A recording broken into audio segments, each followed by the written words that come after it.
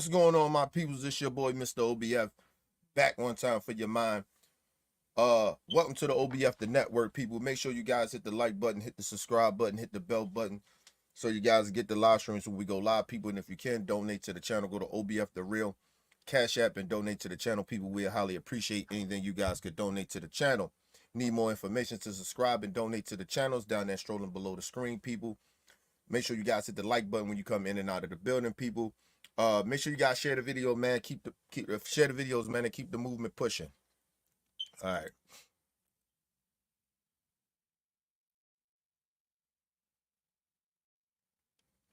Shout out to my sister Shay in the building. Listen, now I told you I sprung my ankle at work. You probably didn't catch that part of the last round. I sprung my ankle real bad and shit, so that shit got to throbbing yesterday. Even though I had a little drink up in me, that shit still was hurting. So I wound up stopped drinking and shit, and I laid down and took the pills, and I thought I'd be all right when I wake up. But I was still in pain and shit, so that's why. But we'll do it tonight. We'll do it tonight at 8. I guarantee you that. I promise everybody that we're gonna do a live stream at 8. Matter of fact, I think Callie just called me too. I gotta check my phone. I think that was Callie. Matter of fact, let me see real quick. I think that was Callie.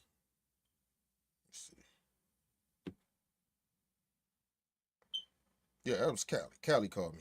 So I gotta hit Callie back up.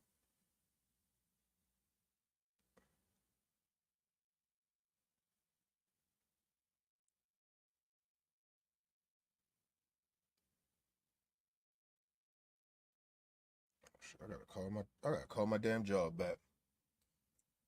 But anyway. But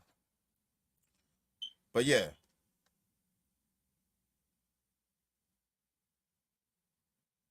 No, I feel shout out to Shay in the building again. I feel better. I feel better now. Like shit, like the swelling went down and everything. So I was good. I had to like when I woke up and shit, I had to soak it and shit, do all the soaking and shit. I had to ice it again so the swelling go down. I can walk on it a little better now. So I got the little ankle wrap on it and shit. So it's fine. It's holding up. With the ankle wrap on it, help me a little bit. So I'm good. Shit. But I ain't wanna get on the live stream and be high. Like fucking around with them pills, man. I wasn't trying to get on here high. That shit crazy. So I was like, nah, let me chill. I just do it tomorrow. But I appreciate it. We're gonna do it tonight though at 8 o'clock. Make sure everybody tune in at 8 o'clock. We're gonna do a live show. Try to get the OBF members up in the building, man. Chop it up. Talk about issues or whatever. Talk about what's going on in the world. Whatever. How everybody doing in life. You know how we do, man. But shout out to my sister Shay in the building. Let's get into it, man. So they decided to throw the RNC a couple days ago, and you heard a lot of whispers talking about 50 Cent was supposed to perform there, but I guess that punk ass nigga got some backlash, and his ass decided not to show up, which it was a good thing to do. You just better vote for Trump and not let us know about it, you pussy ass nigga. These niggas is getting on my nerves. But anyway, so he decided not to show up and shit because he probably got backlash from his fans. But it's okay. Go ahead. It's all right. So they had all these bootlickers and shit like that at the RNC. This shit was, listen, people, if you want to see black people grovel, and even minority people, you want to see people grovel, like, listen, if you just watch it, you will feel shame. Right? You're ashamed of them, but you feel bad for them in a way of like, y'all had to stoop this low to get some paper, to get famous, get noticed. This is what you do. But first person up the bat, Amber Rose. Amber Rose decided to say that she talked to her daddy And Amber Rose decided to I guess she found out her daddy was a Republican or something, and I mean he was a Trump supporter, and she was disgusted by it, but I, I, I don't know, people. Listen, we're just gonna listen to this bullshit. And you know I'm a roaster ass, but it's just the point. Like this, just listen to this. This shit is sad. I don't know what's going on in this country, but some of you motherfuckers, y'all are sad. God damn, boy, this fame got y'all fucked up. But anyway, let's move on.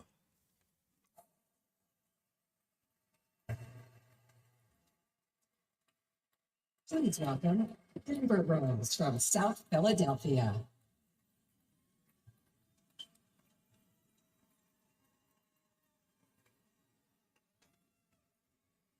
Hello, my name is Amber Rose.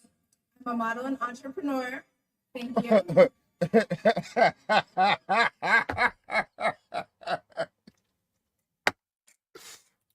Come on, man. Come on, man. Listen. Come on, man.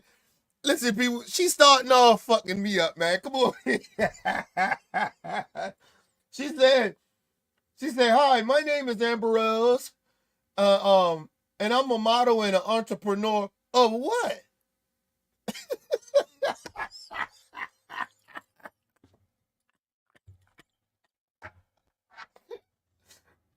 Oh, what? Amber Rose, what you the model of? I mean, what you an entrepreneur of? What? You an entrepreneur of what? Oh, feeding young girls poisons in the bee holes? Like, what the fuck are you talking about? You ain't no model, bitch. You a hoe. You not even a video vixen, bitch. You a hoe. Did you forget that you used to uh um uh do get-togethers, parades, and shit to promote being a hoe? Huh?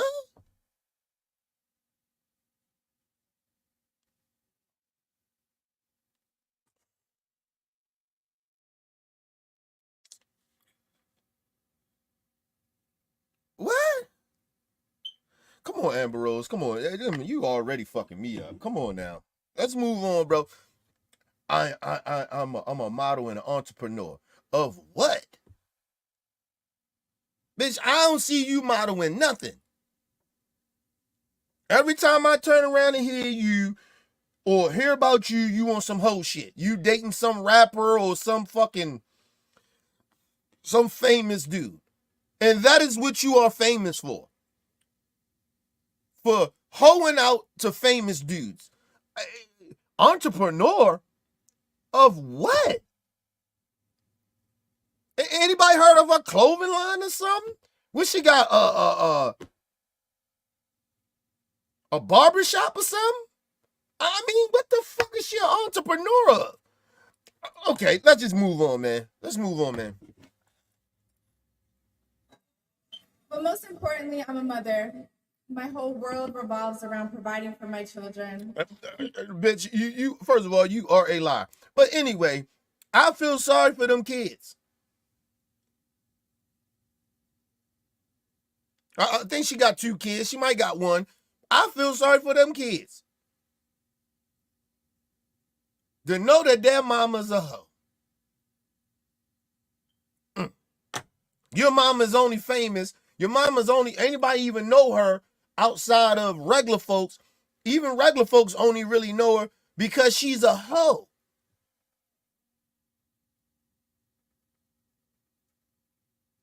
This bitch should have went on and just, you might say she worked for the Bunny Ranch.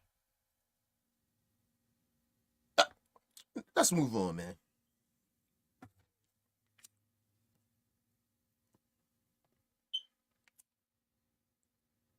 Keeping them safe and giving them an opportunity for a better life. That's something that unites all American parents, whether we're Republicans, Democrats, conservatives, or liberals. We all want a better country for our children. First of all, that is a lie. No, not everybody do. That is a lie.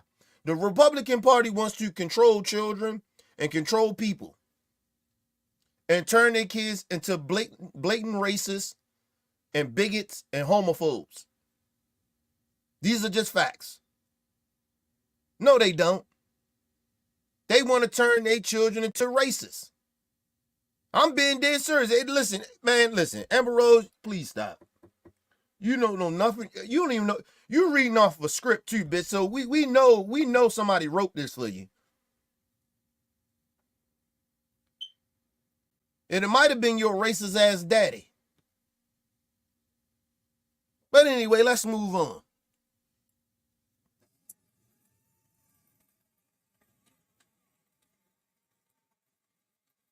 But I'm here tonight to tell you, no matter your political background, that the best chance we have to give our babies a better life is to elect Donald Trump president of the United States.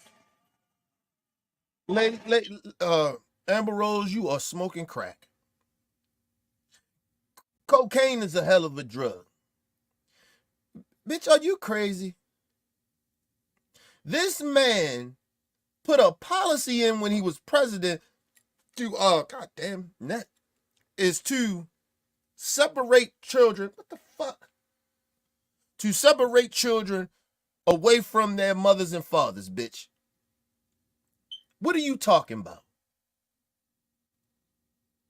The person that you just endorsed did that. You had a problem with that, and you, what the fuck changed?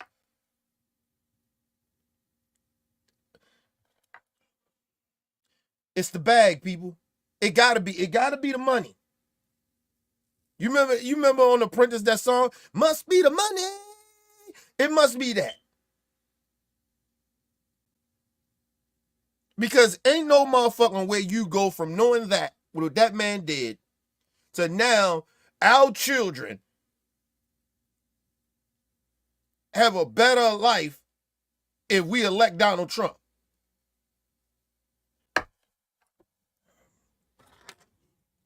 Hey people, crack is real. Crack real. Crackheads is real. Functioning crackheads are real. Hey man, let's move on, man.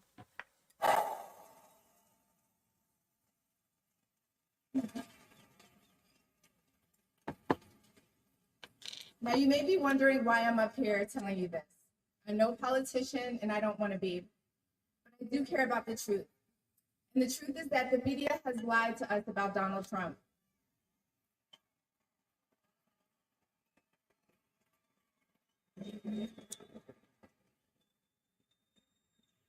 I know this because for a long time I believed those lies. So I'm here to set the record straight. The first person I knew who supported Donald Trump was my father. I was shocked. Now hold on, time out.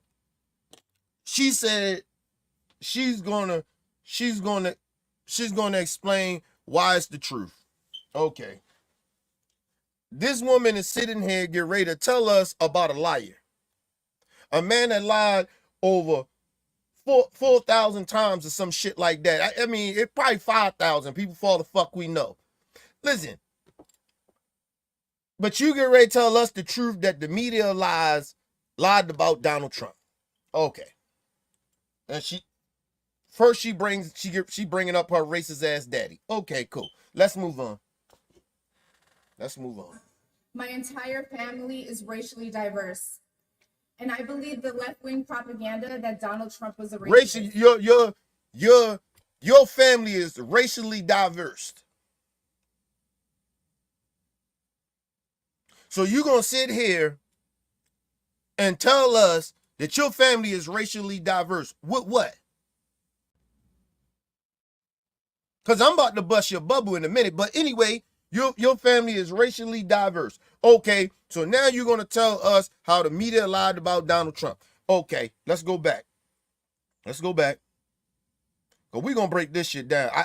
The level of stupidity of these celebrities is starting to get on my motherfucking nerves. But anyway, let's move on. Trump.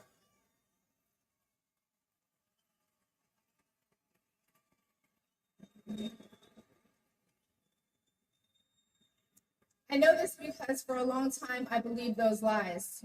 So I'm here to set the record straight. The first person I knew who supported Donald Trump was my father. I was shocked. My entire family is racially diverse. And I believed the left-wing propaganda that Donald Trump was a racist. My father said, "No, he's not, Amber. What are you talking about?" And when I insisted, Time. You said this is what's bothering me, man. It's all a cop out too. I'm getting very, very sick of people keep telling me the media made you feel a certain type of way about Biden or Trump. If you ain't do no research to figure out who this candidate is or whoever this politician is, it ain't got nothing to do with the media, nigga. That means that you're not educated in what the fuck you're talking about. Amber Rose, go sit your bald-headed ass down somewhere, man. Nobody trying to hear that shit, man. And mind you, it all sounds like right-wing talking points. What are you talking about? The first couple of sentences you say, you blame the media for somehow the left wing tricked you.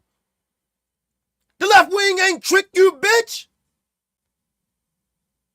The media ain't tricked you. You ain't educated. Or what the fuck you talking about? But you want to blame the media. Bitch, that is right-wing talking points.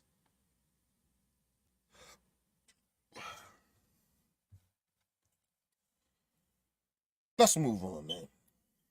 This bitch got my blood pressure high. he said, "Prove it."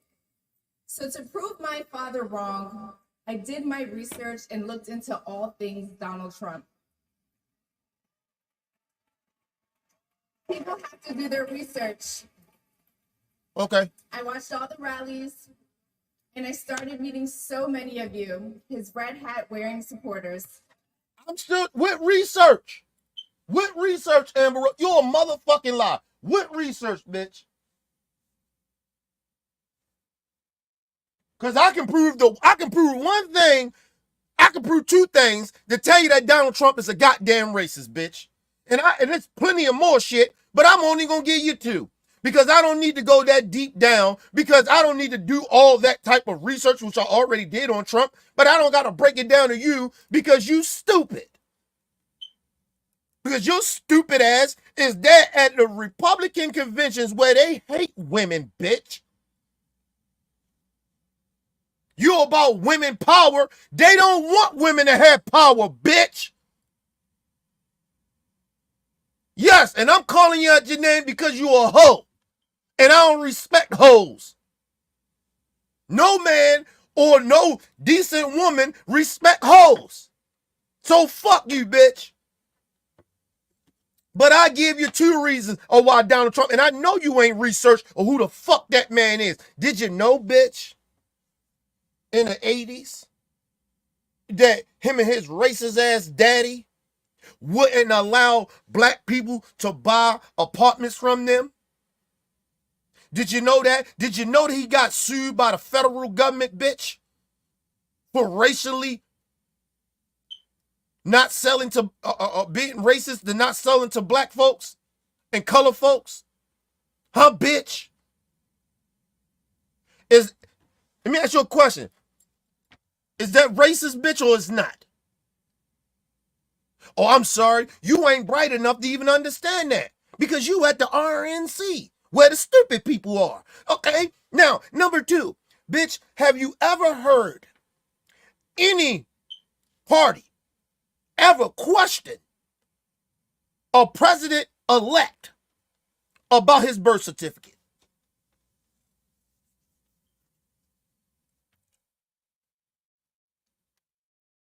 Listen, we all know where it started. It started from that stud, Hillary Clinton.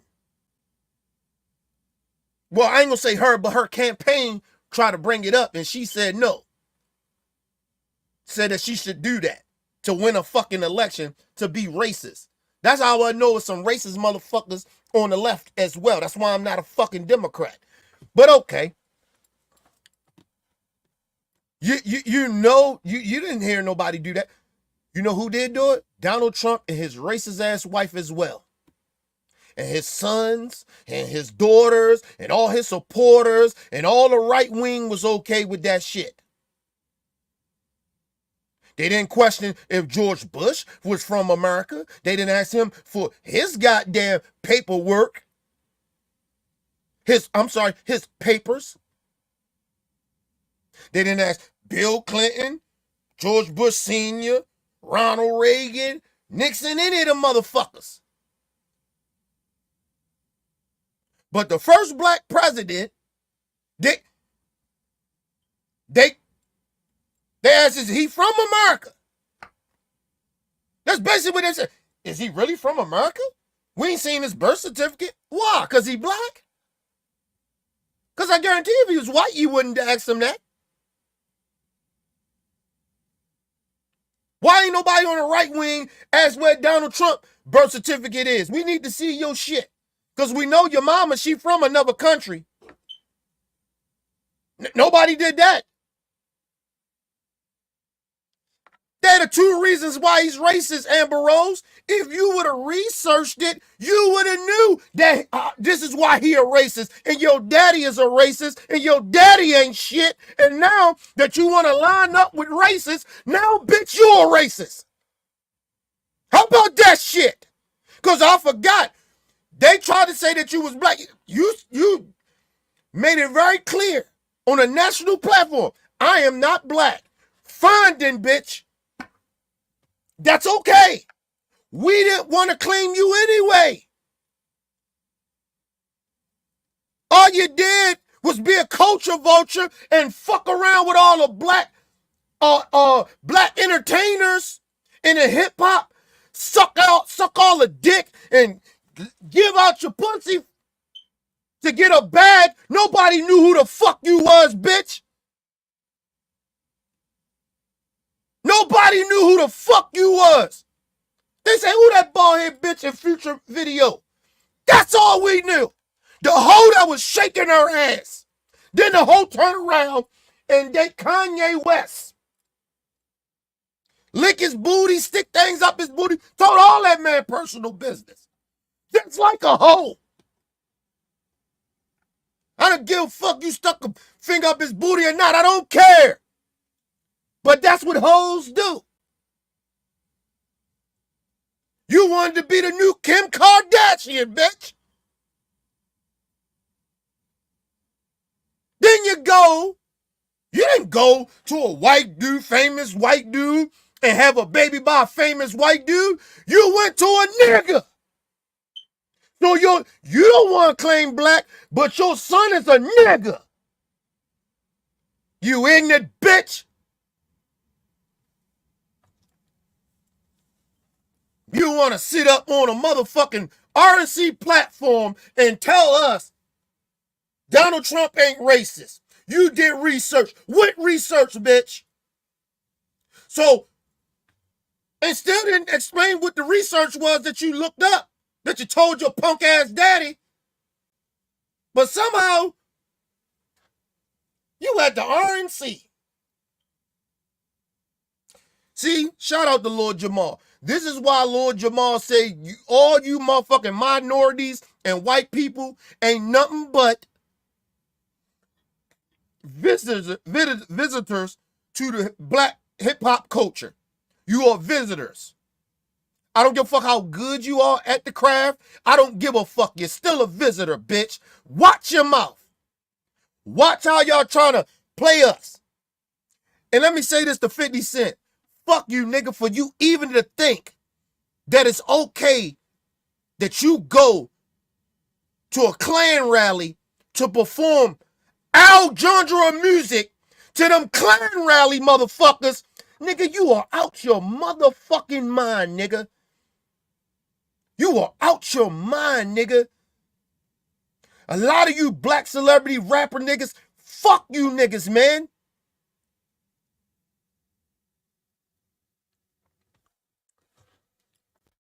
I'd rather have a naive young rap nigga that's naive to shit than to have grown-ass hip-hop artists and grown-ass black people sitting on the platform with racists and trying to act like a fucking racist ain't a racist no more.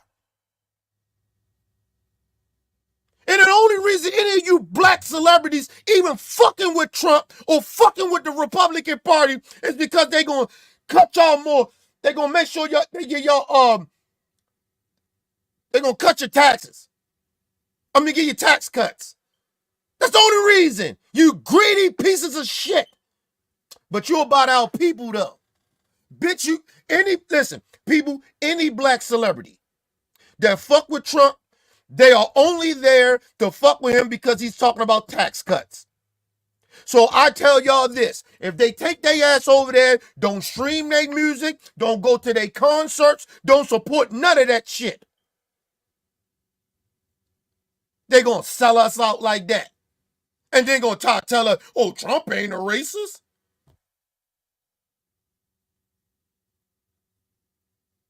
Let's move on, man. Bitch got my blood pressure high.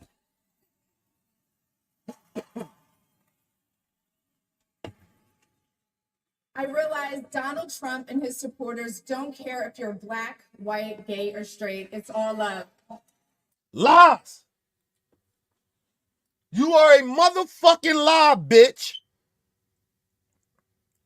And you should be ashamed of yourself for lying. Why are you lying, Amber Rose? Whatever bag they gave you, bitch, it must be worth it. It gotta be worth it to you because you ain't an entrepreneur, bitch, because I don't know what you're selling. What company you got, ain't heard of it. You modeling what, bitch? I ain't seen you modeling nothing. Ever since you ain't been in black men videos, bitch, I ain't seen you model shit.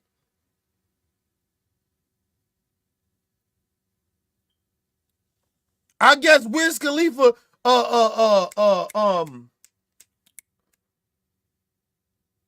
alimony checks is running out. Or that child support money ain't that high.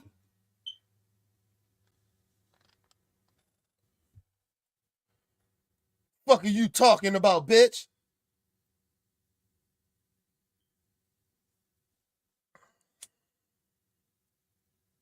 This bitch gonna have a nerve to actually say Trump supporters don't care what you look like, what your sex is, what your sexuality is. You are a liar, bitch. You are a liar.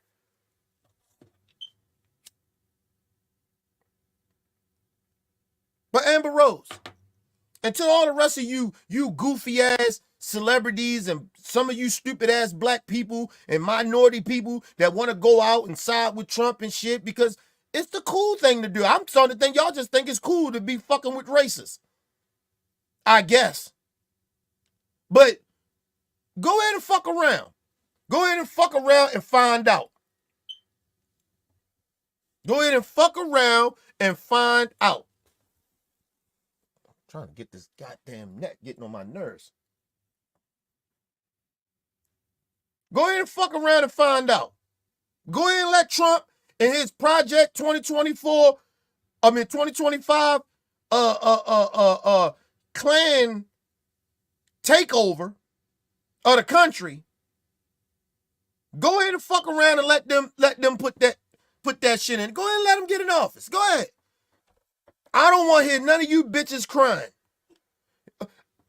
I made a mistake. Biden wasn't too old. Okay, cool.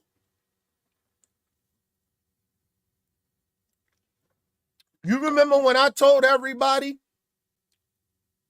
especially black folks, I told y'all, you go vote for Biden in that last election, don't come back to me crying a couple of years later. And I'm saying the same shit to the rest of y'all again. Anybody that goes and don't support Biden this time and go vote for Trump, your ass is grass. Don't come over here crying.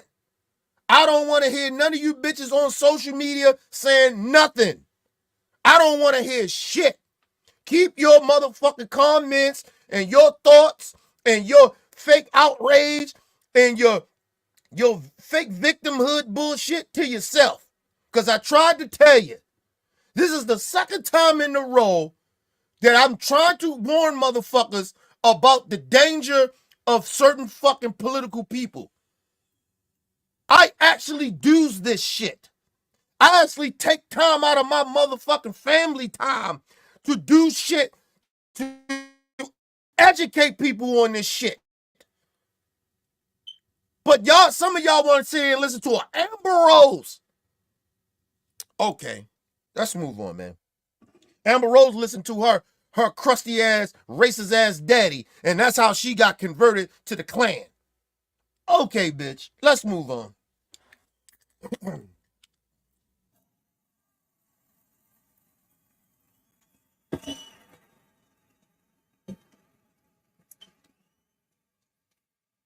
And that's when it hit me. And let me just say that to all the Trump supporters that's in the crowd, you bitches are pathetic. You bitches are pathetic. Trump supporters, you are pathetic human beings. I just want you to know that.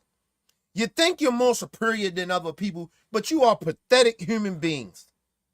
You're sitting there worshiping this whore words about a fucking racist or rapist.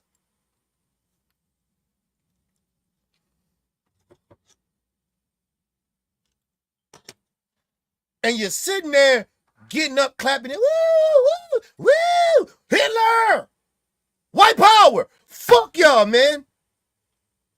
That's why anything happened to y'all, don't wish it. But just like the dude that got shot at the rally and shit from the little sniper dude. He shot and killed the fireman chief. Oh, well. This is the real reason why I say, oh, well. Who the fuck cares? If you bitches die, you die. I don't give a fuck about you. Listen, I ain't the Democrat Party. I'm not a Democrat. So I can say this to you. Because I ain't got to keep up an image. Because I'm a Democrat. No, fuck you motherfuckers. If you die, you die. Fuck all y'all. I don't give a fuck about no Trump supporter. You racist pieces of shit. You sell out buck dancing coons. You house niggas. You sell out ass minority people. Because it's going to be some Guatemala bitch that's getting ready to come right behind her. That barely can speak English, but I had to learn the language. Fuck you, bitch. I'm sick of these motherfuckers. Listen, people. I'm glad I didn't do this story on my birthday. Because they'd have spoiled my day. These disgusting ass pieces of shit. This whore is up here lying. Well, whores lie anyway, but I'm just saying, this whore got a nerve to sit up here and try to tell us that Donald Trump ain't a racist. Trump supporters on the right, they like gays, they like minorities. No, they like certain minorities and certain gays, but they still don't like you motherfuckers. Let's move on. These are my people. This is where I belong. They your people, but when the interview they said you was black, you ain't want to be a part of our people, but you want to fuck our people though. And I'm talking about literally. You want to have sex with our people though. You want to fuck our people. But then you want to go over here. Wiz Khalifa, where the fuck is you at, nigga? Is you high now, nigga? Like, this shit should have blew your high, Wiz. This bitch got a nerve to have your kid around Klan members, nigga. I'm just being dead serious about this shit. If I'm Wiz Khalifa, I'm fighting for custody, nigga. I don't give a fuck. This bitch is a danger to my child. This bitch is out here at Klan rallies. Let's move on, man.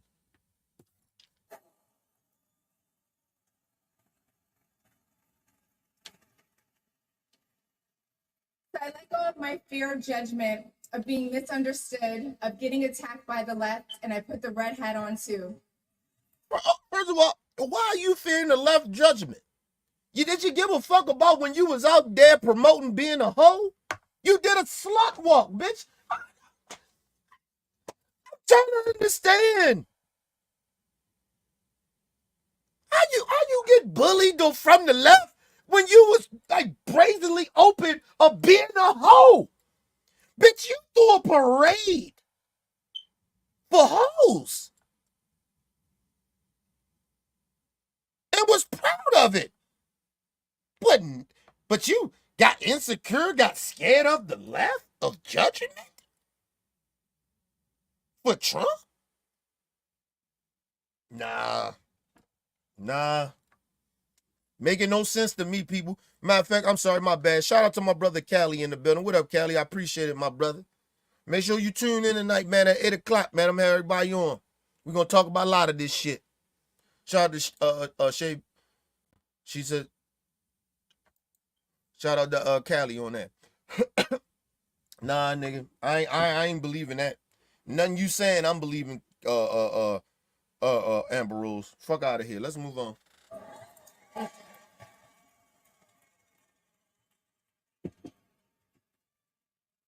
Love you too. I never felt more free and more love for my country. Hold on, and let me say something. Let me say something. It's no way impossible. People put it like this. As a person that is a former Democrat, I don't feel like they lied to me. I felt like they, as a black person, I think that the Democrat Party takes the black vote for granted. That don't mean they lied to me. So I'm just trying to figure out where's the lie. Like, anyway, let's move on, man. So you go to a party that you say that lied to you. I mean, you leave a party that you say that lied to you about Trump, but you found research to find out what they said that wasn't true. What was the research?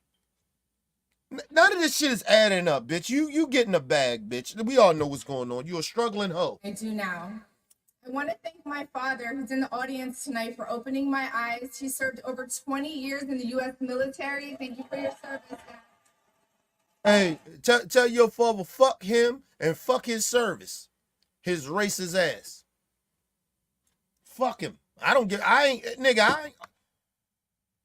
you. I ain't thanking you for your service. You come home to be a racist.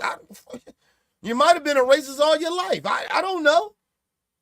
But fuck you and your service. Listen, people, I'm not here to sugarcoat shit. See, I'm here to say what y'all really want to say. Fuck them motherfuckers, man. Fuck her daddy. Fuck out of here. Let's move on, man.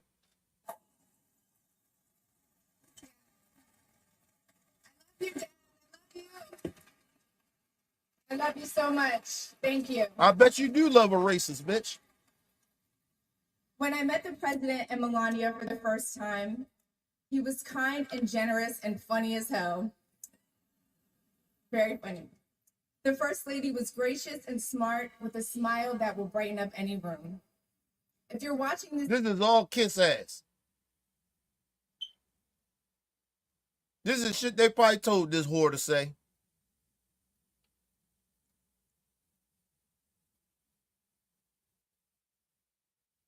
Let me ask you a question, Melania. Amber Rose. Did you ever try to go meet Biden? I guarantee he be nice. He probably be funny. Same thing you saying about Trump. You acting like Biden is not like that. I wouldn't put it past that Trump is probably nice to certain people. I'm not denying that. Listen, to me, Trump is a fraud. He knows how to act a lot of the times to sway people. He's good at it. He's a con artist. So it doesn't shock me that she thinks that way. But you acting like Biden ain't that. He judged you. I said, bitch, if Biden did judge you or the left did judge you, what they should have judged you of you being a hoe. You don't think the right is going to judge you for being a hoe? Okay, let's move on. Hey, all the megas, y'all can have this bitch. Because I believe a lot of them mega hoes is hoes. The mega women is probably hoes anyway. They out there fucking each other anyway. Fucking each other's spouts and shit. They probably are. Come on. What's the bitch that got with Donald Trump Jr.? She was married to somebody and wound up fucking with Donald Trump Jr. Get the fuck out of here, man. Man, piece of shit. Get up, man. Get the fuck out of here. Watching this tonight, you know our country is in trouble. Just like me. When you go to the store and buy food for your family, you're shocked. When you fill up your gas tank, you're pissed. I know I am. First of all, let me just say this, and I want to be very, very honest about this. She lying. Because I know Wiz Khalifa is giving her a little bag, so that shit wouldn't even matter like that. Amber Rose got a little paper. She ain't hurting like that. She lying. This bitch just live a lifestyle outside of her means. And what I mean by that, she ain't deserve none of the shit that's in her. Like, she didn't work hard other than to sell her body. And I guess if you want to call that sex work, but whatever. This bitch is not going to no grocery store and going to no gas pump and talking about damn gas high. Man, get the fuck out of here, people. Listen, let me tell you why. Let me tell you why that I know she lying. Because I don't go to the gas pump and say that. So I know she lying. And I guarantee you, I ain't nowhere near her tax bracket. So I know she lying. This bitch is lying. Wiz Khalifa kicking out that child support and alimony money. That bitch ain't hurting. She ain't going to no gas station talking about, gas is high. Fuck out of here, bitch.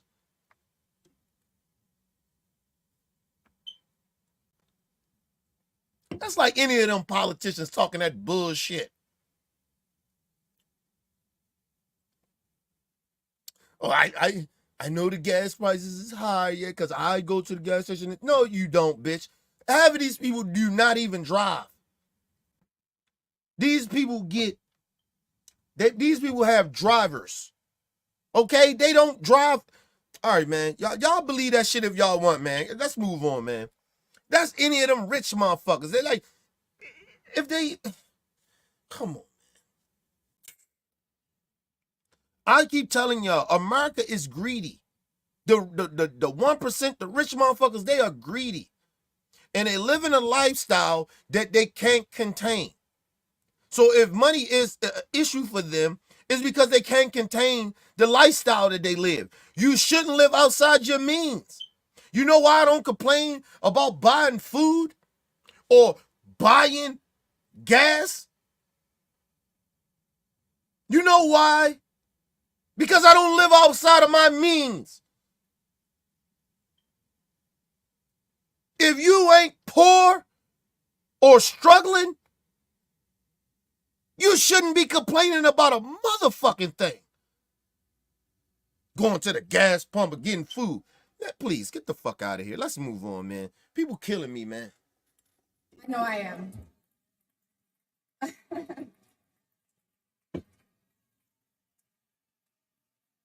And when you turn on the news, you are just exhausted. Inflation is out of control. And you know in your heart it was not like this under Donald Trump. Actually, ma'am, you are a liar. Because it started under Trump.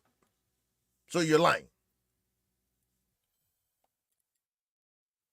The whole reason that inflation went up and shit got fucked up was because of a pandemic, which we blame half of that on. But we gonna blame the other half on Trump and the Republicans for putting out disinformation.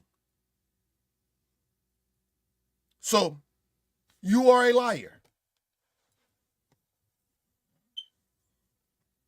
So, let me ask you a question. Amber Rose, did Biden have something to do with it then? If it didn't happen under Trump, who did it happen under? It wasn't Biden.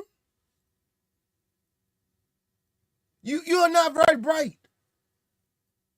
You a pawn, bitch. Like, come on, man. Get her out of here, man.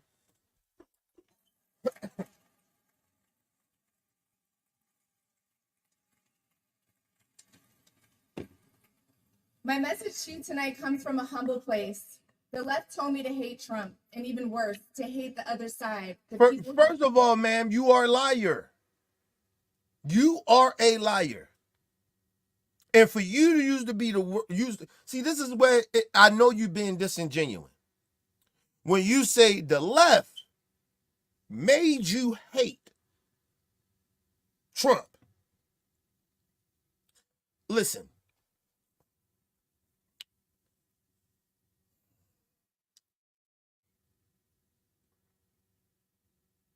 If you killed somebody I love, I may hate you. And hate is a strong word. You rape or murder somebody or molest somebody I know, I may hate you. But if you ain't never did none of that to me, I can't hate you.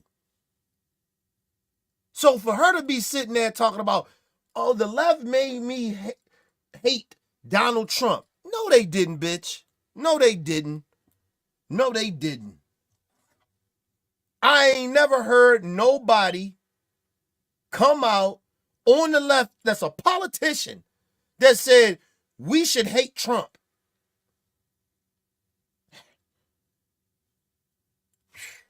What left is you talk? Let's move on, man. Let's move on, man. Listen, people, this is why I don't condone the word hate, man. Like you talking about you hate people, man. That shit is weird, bro. That shit is weird. It's weird, man. It's weird that people just use hate willy-nilly like that. Like it ain't a big deal to say that. Hate is a strong word, people. And nobody made you hate nobody. Nobody made you hate nobody. Appreciate it, gang. Appreciate it. Man, come on, man. Come on, man. Amber Rose, you should be ashamed of yourself. You listen. I mean, I would be ashamed. You should be ashamed of yourself for being a hoe. But damn near everybody, a lot of these women these days are all acting like hoes or doing some hoe shit, presenting themselves as hoes. So, I mean, I guess you don't feel ashamed of that shit. Especially, you know, you got the OnlyFans shit, and then motherfuckers get OnlyFans shit and then try to pretend that they ain't hoes. Anybody, I'm gonna just tell you anything. If you're on OnlyFans and you're shaking your ass, showing your ding-a-ling, whatever the fuck you're doing, you a hoe. It's a porn site. I don't give a fuck what y'all talking about. Have some motherfucking self-respect for yourselves. Get the fuck out of here. Don't try to play mind games with me. Try to act like, well, I don't be showing no pussy. I don't show my dick out there, but you know, I be twerking, showing my feet. Man, get your goofy ass out of here. You're on a whole... People, come on, man. Let's move on, man. Let's move on, man. The people who support him. When you cut through the lies, you realize the truth. American families were better when Donald Trump was president. No, we wasn't. First of all, no, we wasn't. I'm still listening, people. And maybe only I can speak of this. But ain't nothing in my life changed when Trump got in office. Other than he's a fucked up human being, and I was like, yo, we gotta get this dude the fuck up out of here. He's making us look bad. But as far as my lifestyle, ain't nothing changed. I was the same way that when Barack Obama was president. Nigga, what are you talking about? My life was still the same. What the fuck?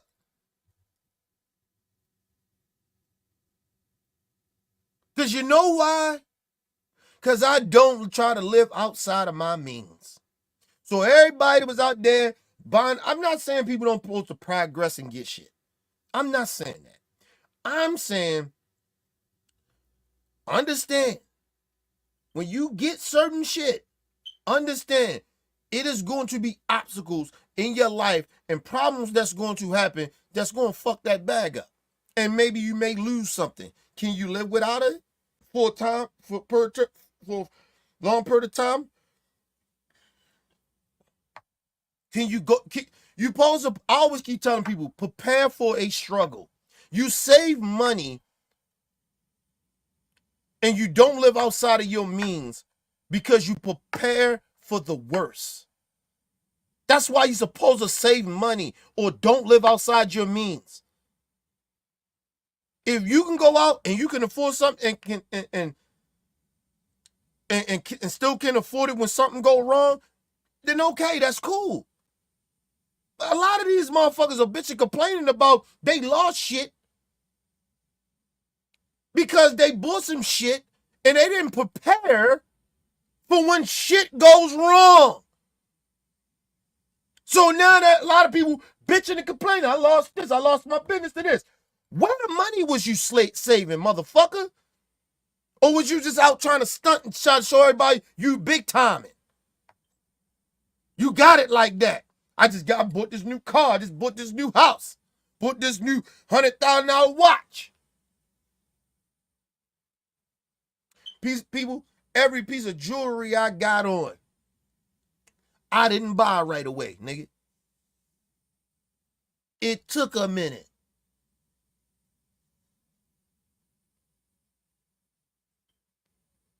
But motherfuckers want to sit here and, okay, man, let's move on, man. Maybe it's just me.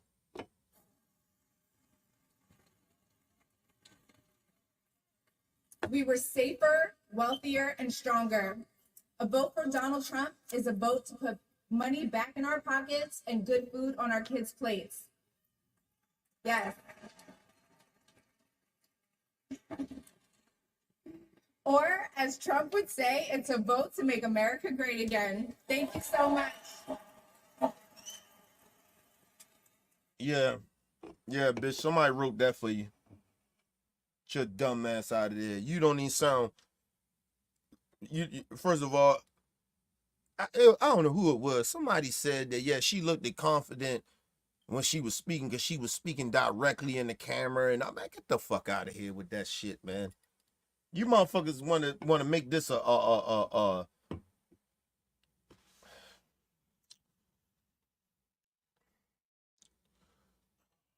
I'm so exhausted with stupid people. I'm just so exhausted, people. I don't understand, man. I don't understand how so many people in this country is so goddamn stupid. Or if they're not stupid, they are intentionally dumbing themselves down to make money. Where's your pride? Where's some of y'all people's pride? You have no pride, no dignity. Like, what the fuck is going on here?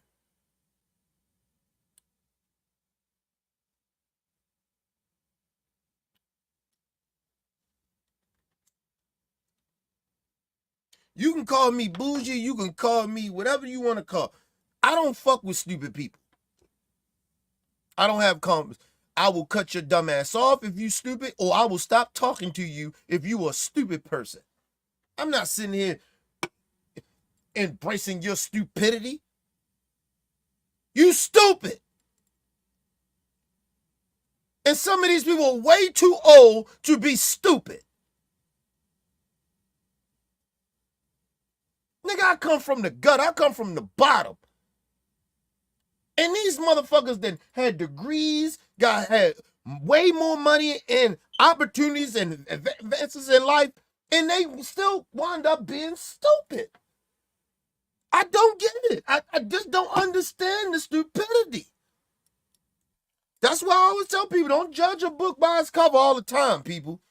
Because a motherfucker may look like they got it like that, but they ain't really got it like that. And I ain't talking about finances and shit like that. I'm talking about up here. These motherfuckers ain't that bright. A lot of people ain't bright. Sometimes people, when I see shit like this, I feel like I'm in the Twilight Zone. I feel like I'm the only person on earth sometimes that see, like, nobody's seeing this shit. Everybody, why y'all tripping? What y'all tripping on? Let's move on. Now we got this this Guatemala bitch get ready to come up and tell us how great Trump is again and how stupid she is. Because we're dealing with stupid people. But anyway, let's move on. Like I said, even if they're not stupid, they're dumbing themselves down for a bag, people. For money. Just sad.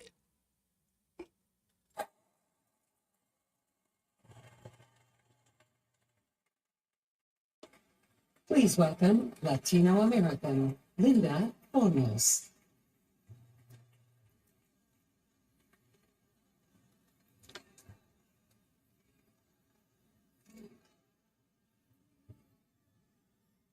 And you know the bad part about it? They be bringing out people that you ain't never heard of. I ain't never seen this bitch a day in my life. I ain't never heard of her. But they pick, and the DNC do it too, but the RNC is just, they just, like, these motherfuckers just be picking people to come to say good shit. That's, never mind. Let's move on, man. Maybe it's just me, man.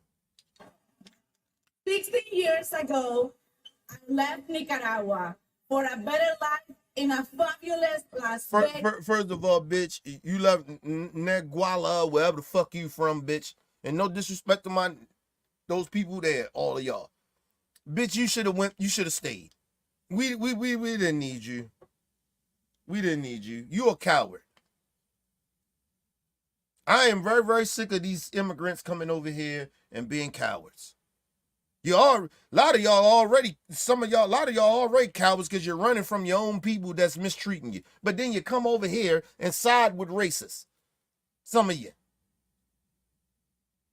But then you want to get over here and talk down to the rest of us like you have a fucking clue what's going on over here, bitch. You don't, listen, you ran from your own country. You didn't sit there and fight, bitch. But then you want to come over here and fight against the poor?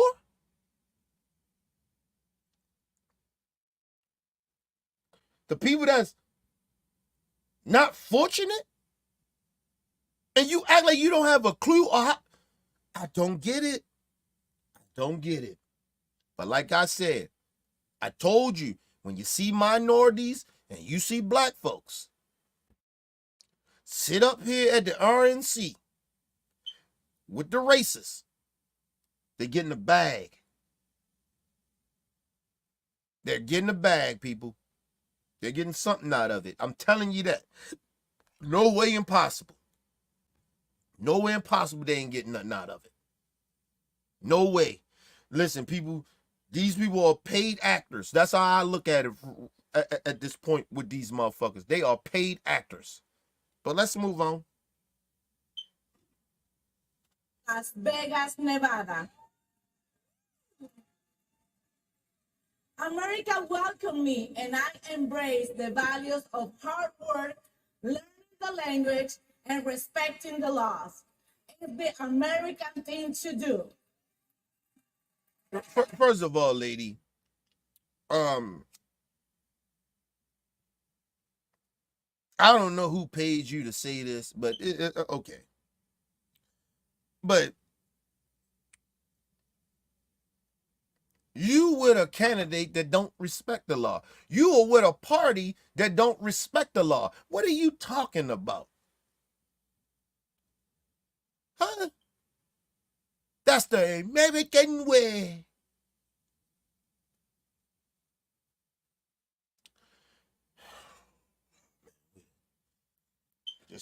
We're amongst the stupid, man. Listen, man. I just, this shit is exhausting, man. It's very exhausting at this point. I don't understand some of these immigrants come over here, man. Some of y'all just, I told y'all, A lot of times with some of them immigrants, they come over here already broken. They're already broken people. They're already scary individuals. That's why they ass ran from their own country to where people look like them.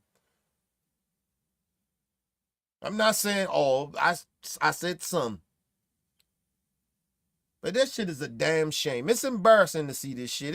At this point, it's just embarrassing. Because I got minority brothers and sisters and shit that I fuck with, man. Come on, man. This shit is, I know them. They embarrassed of this shit. This shit is embarrassing. It's like when black people see black people up there embarrassing themselves, shucking and jiving and shit. This shit is embarrassing.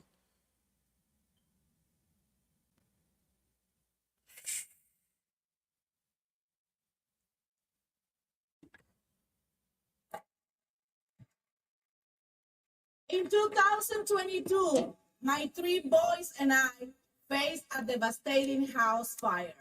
We lost everything. And starting over in Joe Biden's economy was almost impossible. The Biden economy is driving prices through the roof. First of all, lady, get the fuck out of here. Get the fuck out of here, bitch. Let me just explain something to you. If you lost your house and lost everything, regardless if the economy was bad or not,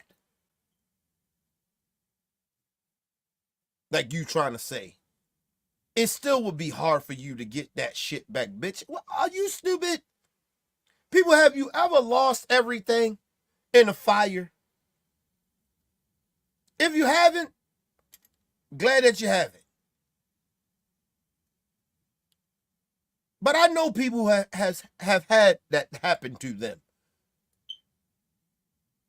It is very hard to get back all the shit that you invested in, that you done bought. Regardless of if the economy is good or not, it's so much harder. Bitch, it's going to be hard regardless. We coming off a pandemic of somebody that you defending that downplayed the goddamn pandemic. That's why the economy is fucked up. Let's move on, man. Anyway, so let me understand this. So we're going to blame Joe Biden. Let's just put aside that Trump helped fuck this economy up. We're just going to put that to the side. We're going to blame Joe Biden for the coronavirus. He wasn't even in office when the shit started. But we're going to blame Joe. Joe took over an economy that was already fucked up, but we're going to blame Joe. Okay. All right, man. The economy didn't get fucked up under Joe Biden. It was already fucked up before Joe even stepped in. You think a lot of people voted for Joe because of the economy?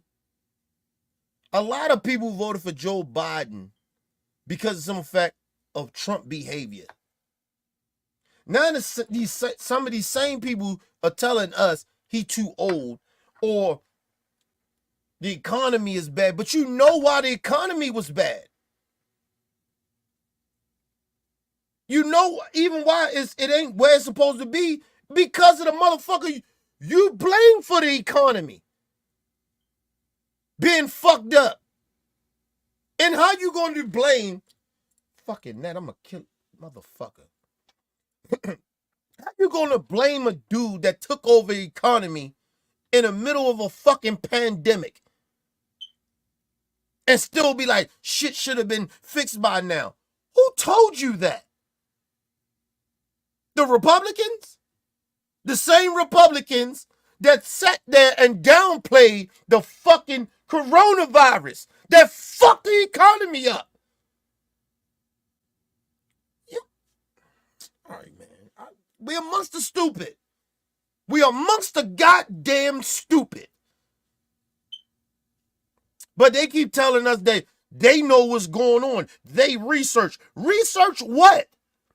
What did you research? Because I know you ain't researching common fucking sense. Or you don't have common fucking sense. And people, and don't get this twisted. I'm not a Joe Biden fan, nigga. I don't even fuck with Joe. But if you asking me to choose between Joe and Trump, you asking me to choose, I'm not a Democrat. You asking me to choose between a Democrat and a Republican, I'm choosing Biden and Democrats.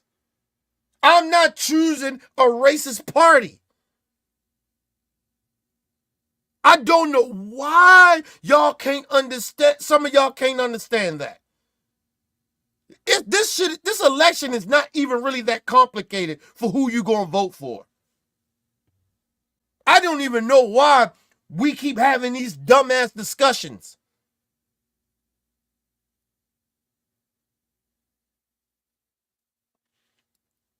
This is probably the easiest election to who you gonna vote for.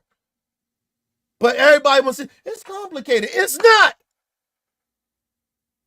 This got nothing to do with the economy. Has nothing to do with it. Nothing.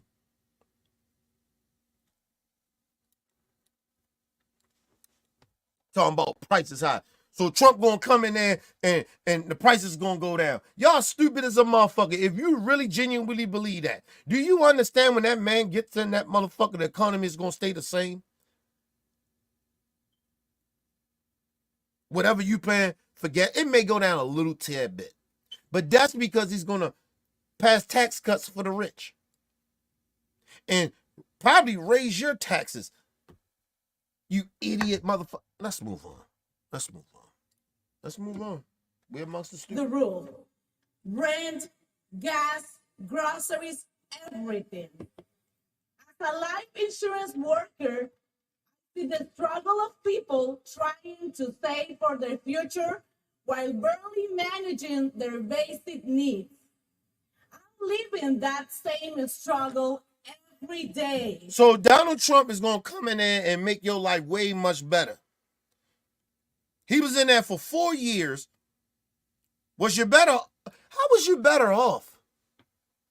See, these people keep saying that shit, but how was you better off? Because like I said, if your life was still the same, and maybe you got just a little bit more before Trump got it, after Trump got in there, how was it so much better? Why did you lose so much?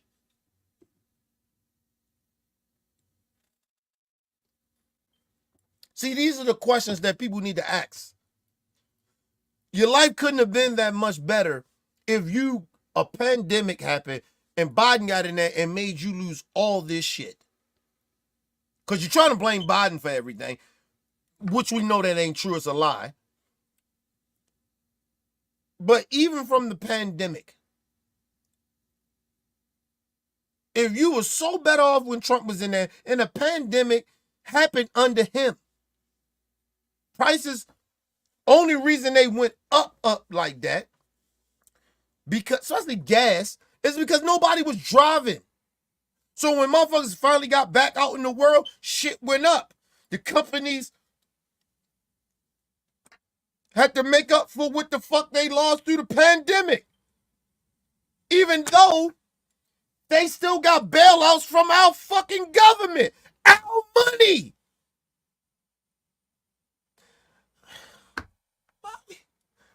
What is going on? Listen, man. Why are these people so this goddamn stupid? Because at this point, it's not a naive thing. You're just stupid. Some of these people are just stupid. And the bad part about it is that they stupid because they out here speaking some shit that they don't genuinely understand how shit works. But they want to come out here and blame somebody for some shit that they don't know nothing about.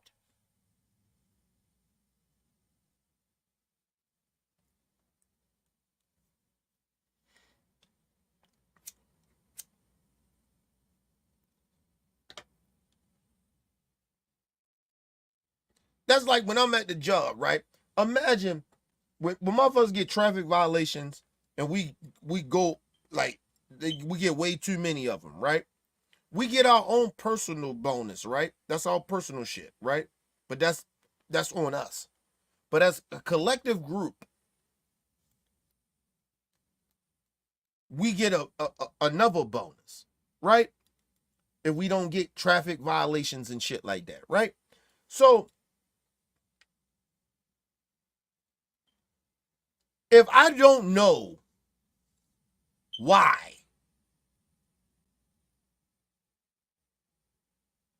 I'm not getting a bonus,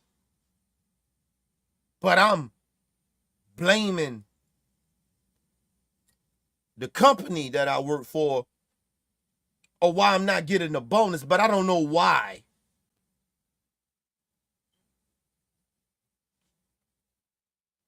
Don't I look stupid? I'm blaming the wrong motherfuckers. I need to be blaming the other fucking drivers. Like, yo, stop getting fucking violations. But I don't know that though.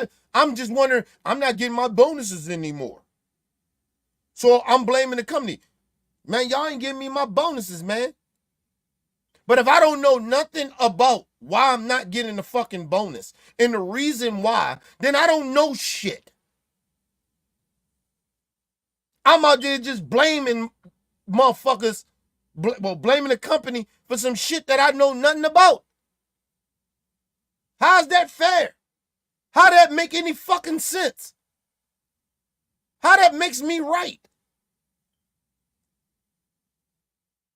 But then when I find out, I actually research, I actually ask questions, I actually do the fucking work and figure out why the fuck we ain't getting that second bonus that we usually get.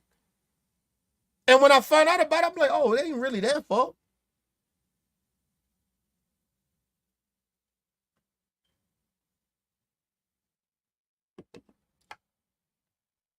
It's not really their fault. It's on other drivers. It's on all of us.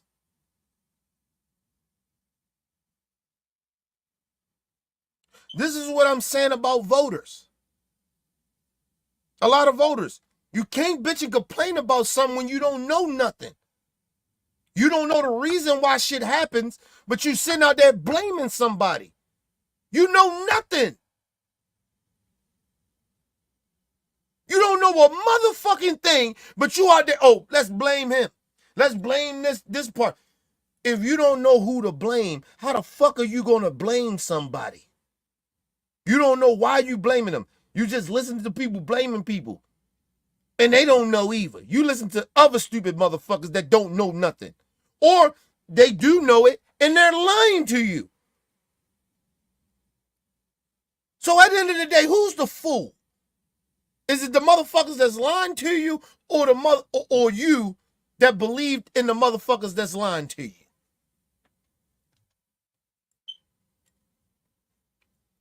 I told y'all, I ain't mad at politicians like people think I am.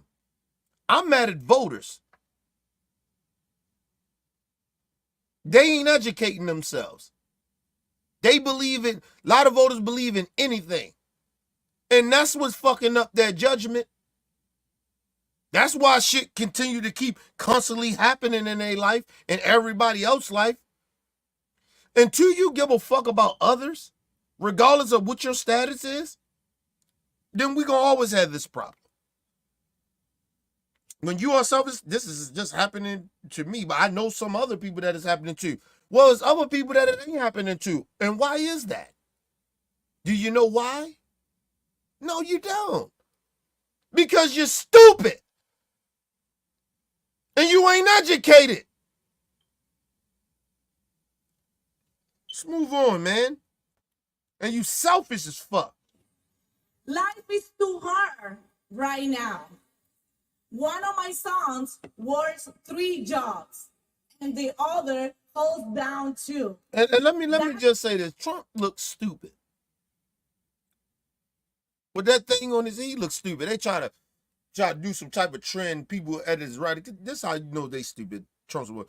They just put I guess he got like a napkin or something. you know, because he got shot in the ear. He just looks stupid. Trump just looks stupid, period. His face expressions make him look. His face expressions say stupid. I'm stupid.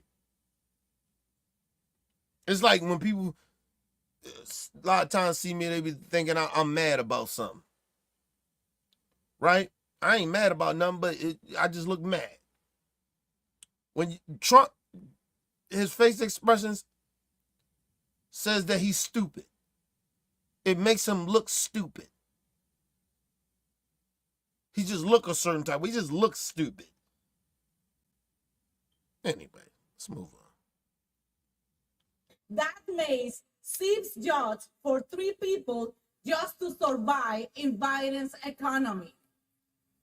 Our open borders are making First of all, lady, you said take 3 people in a household with a bitch. It was always like that. What motherfucking reality you was living in? That wasn't happening under Trump. What are you talking about, lady? It is more people back to work in American history. It is more people. Unemployment is lower than it ever have been. Ever. It is more people working. What are you talking about?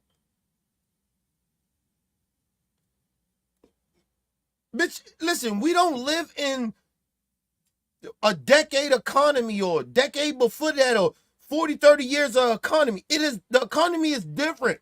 It grows every 4 to 5 years. Maybe 10. The economy doesn't stay the same. Prices go up, shit goes up. It happens. But the problem is you're not educated. You don't pay attention to this type of shit, so you don't know shit. So what I'm speaking to you is like blah, blah, blah, blah, blah, blah, blah, blah to you. Because you don't know shit. You listen to right-wing talking points, and then that makes sense. No, it doesn't.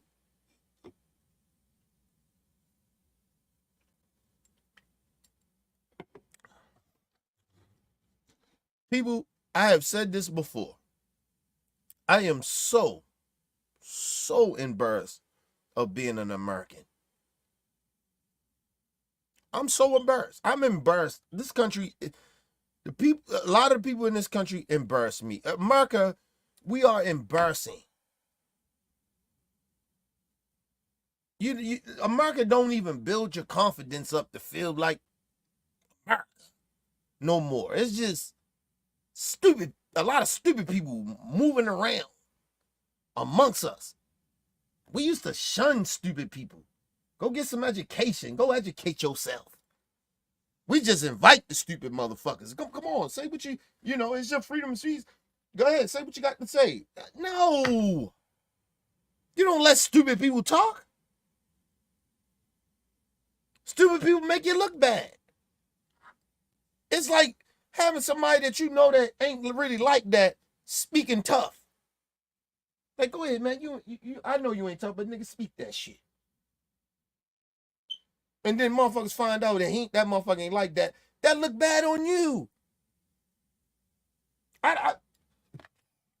Who raised these people?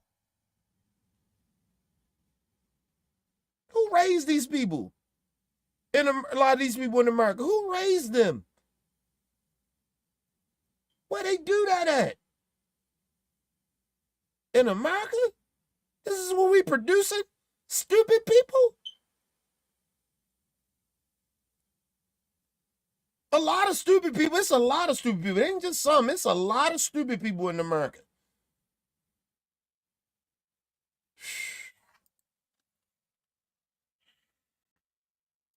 I'm embarrassed, man. I'm embarrassed by this country, man.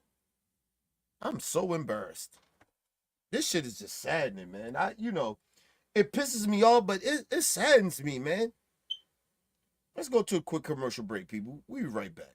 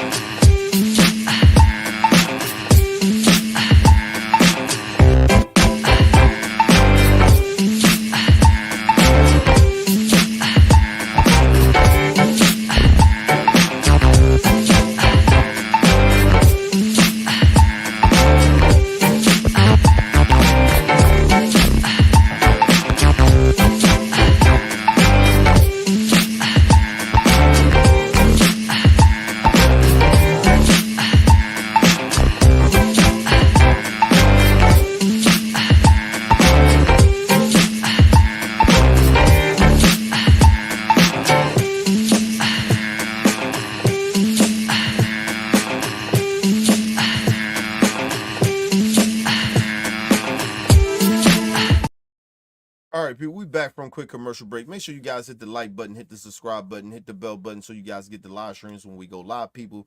And if you can donate to the channel, go to OBF The Real Cash App and donate to the channel, people.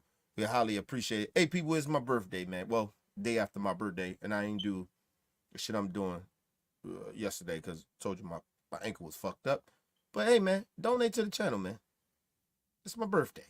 Show your boys some love. Show the channel some love, okay? If you need more information to subscribe and donate to the channel, it's down there scrolling below the screens, people. Hit the like button, hit the subscribe button. Make sure you guys hit the like button when you come in and out, people, and make sure you guys share the videos, man. I wanna hold on. I wanna shout out to my brother Wheezy, man. Shout out to my brother Wheezy, man. He donated to the channel yesterday. I want to shout out to my brother Wheezy, man. Hold on. I know he donated, but I just ain't know what he donated. Yeah, shout out to my brother Wheezy, man. For donating to the channel yesterday, man. He dropped $43 on me yesterday for my 43rd birthday. I appreciate it. Shout out to Big Bro. Salute to Big Bro. That's still my big brother, man. Love him, man. Hopefully we can get him on the channel tonight. You know what I mean? Shout out to my big bro. But yeah, man. Let's get to the end of this bullshit. Cause this shit gets worse. It's just anyway. Making this problem worse. It's upsetting.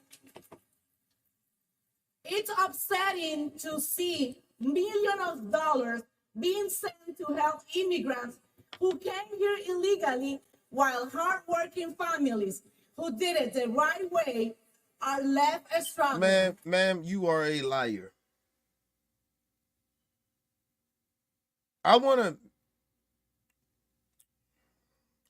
It's sad that I gotta do this. Because it's like, I feel like I'm talking down to stupid people. But sometimes you gotta talk down to stupid people. People, it is no illegal immigrant in this country that gets welfare. Everybody that they're talking about, even in Chicago, they had a problem with that and shit. They came the right way. They're just going through the process. So they didn't come over here illegally. Please stop letting the right wing tell you that these illegal immigrants, they came here the right way. So she's lying. It is no illegal immigrant. Listen, a lot of illegal immigrants actually work under the table. So what government benefits are they going to get? People, please use your brain. Please use your brain. It is no illegal immigrants that's coming over here that is getting taxpayer funding. It's not happening. It is all a lie. Please use your brain. When you see immigrants, the government helped them, that means they came over here legally. Now, you may not like that, but stop saying they came over here, they are illegal immigrants, because they didn't come over here illegal. They are not illegal immigrants. They came the right way. They're trying to get citizenship. They're going through the process. The government, our government has a duty to help them. Now, we may not like it.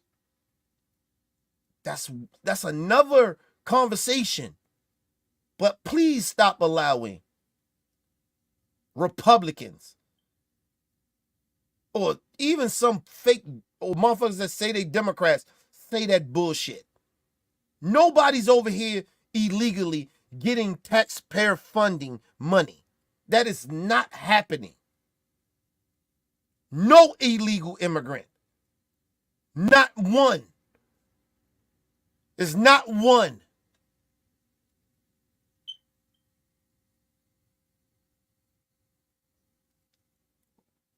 People, you know how hard it is for just regular citizens to go get welfare now? So you telling me the system is allowing illegal immigrants illegally to go to the welfare in your community, wherever you're from, and go get some of your hard-earned money,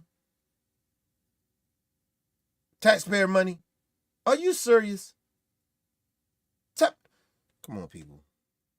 Everything ain't a conspiracy, man.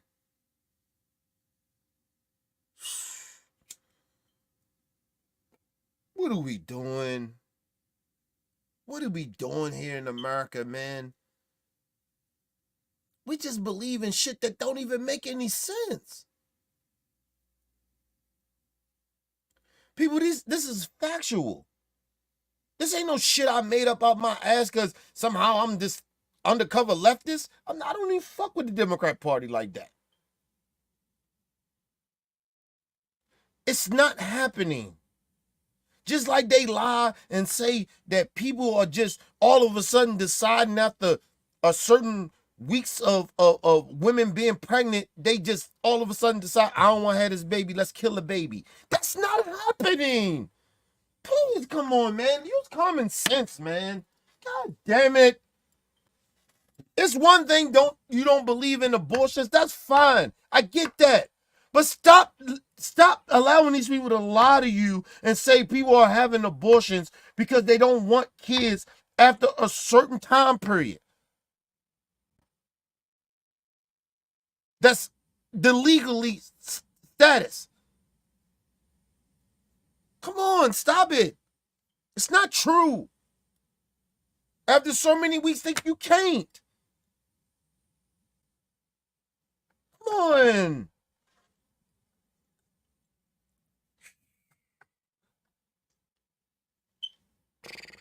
Move on, man.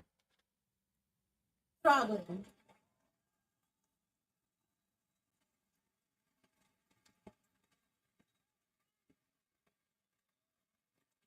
The fact is that illegal immigration hurts legal immigrants the most.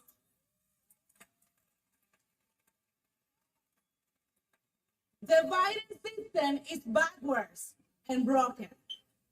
Inviting American opportunities to get ahead are dwindling, and our education system is failing our children. What happened? Let me say this. For any illegal immigrant that's over here, if you get deported, I don't really care. Just want to make that clear. But if people came over here the right way, I have no problem at all.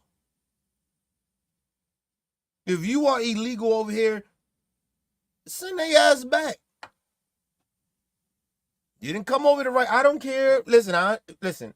Not saying I don't care or how your circumstances was or the reason you came over here. I'm not disrespecting you in that way. But listen, if you came over here illegally, at a certain point, I'm sorry. It's people that came the right way. And you can't not jump ahead of the table over people that came here the right way. Now, dreamers, that's a little different. That's a different conversation. We can have a conversation about that. But no, you can't come over here illegally. I'm sorry. I'm with stricter borders. I'm with motherfuckers over here illegal. I'm not okay with that. And it's not because the right wing talking points. It's because that you take away from the people that actually come here the right way. You actually make them look bad. You actually put a target on their back when you do shit like that. And I understand some shit is out of desperation, but still.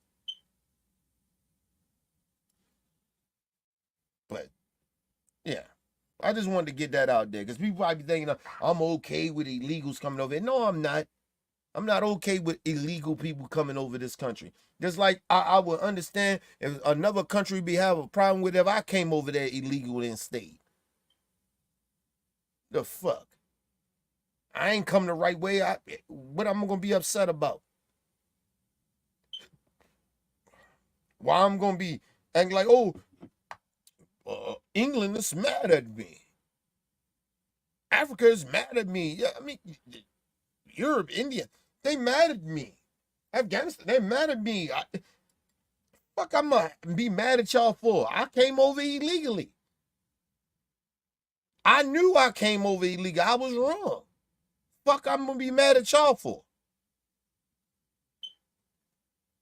And it's not about empathy and sympathy. It's about, listen, you just can't be going in people's countries and shit illegally. I stand firm on that shit. That's why I be trying to tell people be thinking I'm just this nigga to be over on the left. I'm not. Some shit I actually agree with the right on, but they're the wrong people to deliver the message because they don't have any humanity. I actually have humanity about it. I get it sometimes, but it still ain't right. And you still got to go. Come over the right way.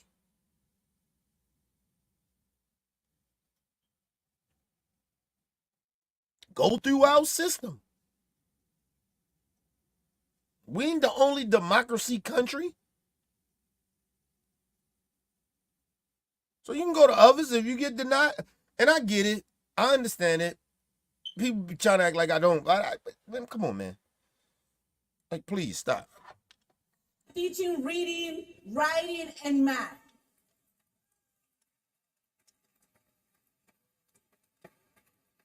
Now, it's like our kids are getting a degree in pronoun studies. He, she, they, them. Ma'am, they already, he, she, and them. That's already in the language of education. What the fuck?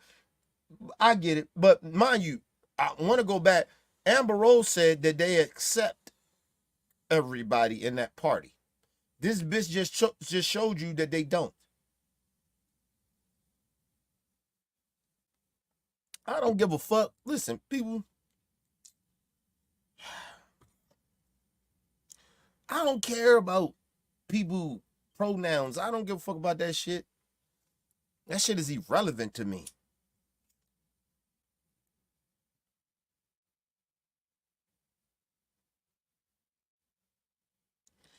A lot of times, if your kid is getting taught to how to respect other people's of their beliefs or what they believe in, don't that matter? You don't disrespect Christianity either. You know what I mean? If somebody's very religious, you respect their religion.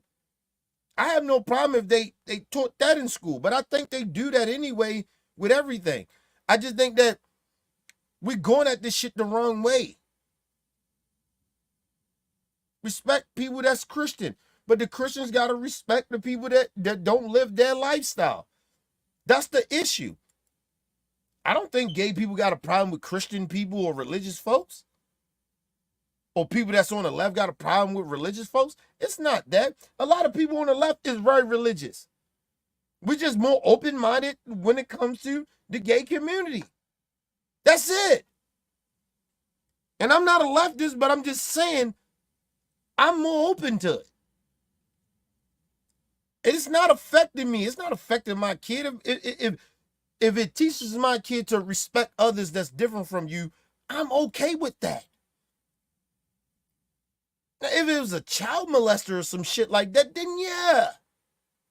But they trying to demonize gay people as child molesters. Perverts.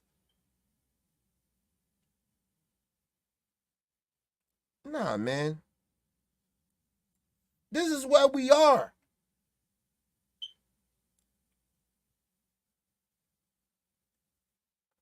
This is the same country that tells motherfuckers we need to be open to everybody's different lifestyles. This is the same country that'll tell you that the country, America, is not a racist country. But you show your bigotry and your hate to people that's different from you. But we ain't a racist country? If we ain't a racist country, we damn sure a country. We damn sure bigots. I mean, come on, man. Do gay people really matter that much to you in your life? Honestly. And I'm not saying gay people are not important. I'm just saying who they are. Do it really affect your life like that? It can't. I ain't never say I don't want to go to work because gay people work there. Because I'm uncomfortable.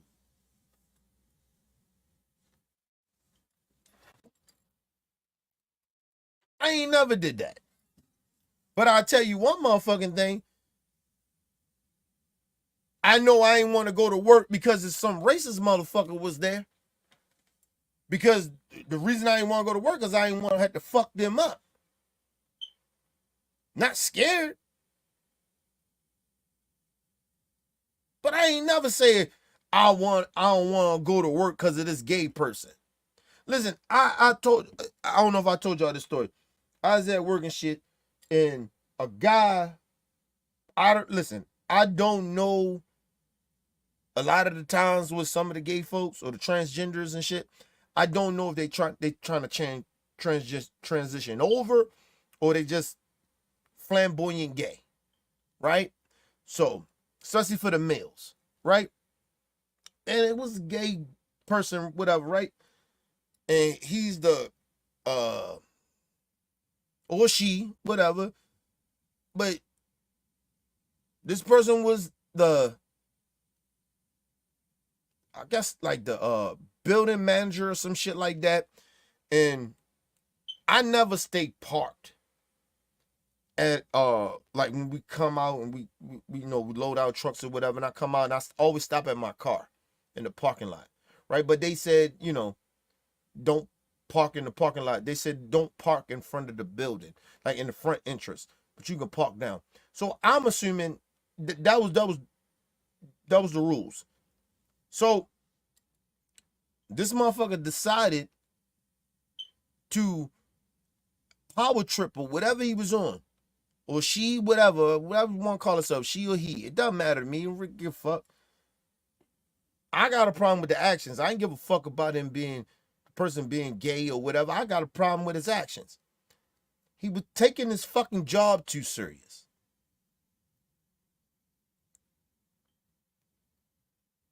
Like, get the fuck out of here. And I understand it's a rule, but for the rule, I don't understand. You switched the rule because you came the new building manager. And I didn't know that. So how the fuck are you going to try to write me up for some shit that I didn't know about it? I probably could beat it if I wanted to, but I went on and took it. Said motherfucker power tripping. It was a gay person.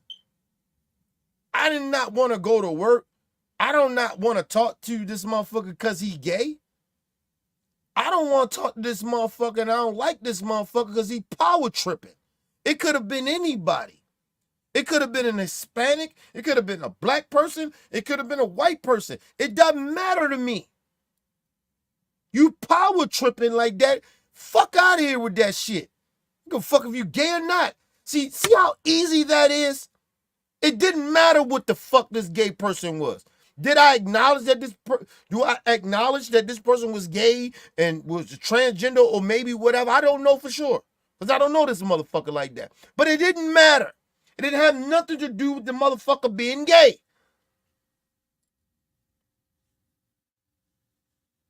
I had an issue of how this motherfucker was power tripping. I respect your position, but don't power trip. I don't give a fuck what color skin you are, who you're fucking, what gender you identify. I don't give a fuck about that shit. Don't be trying to fuck my bag up because you power tripping, nigga.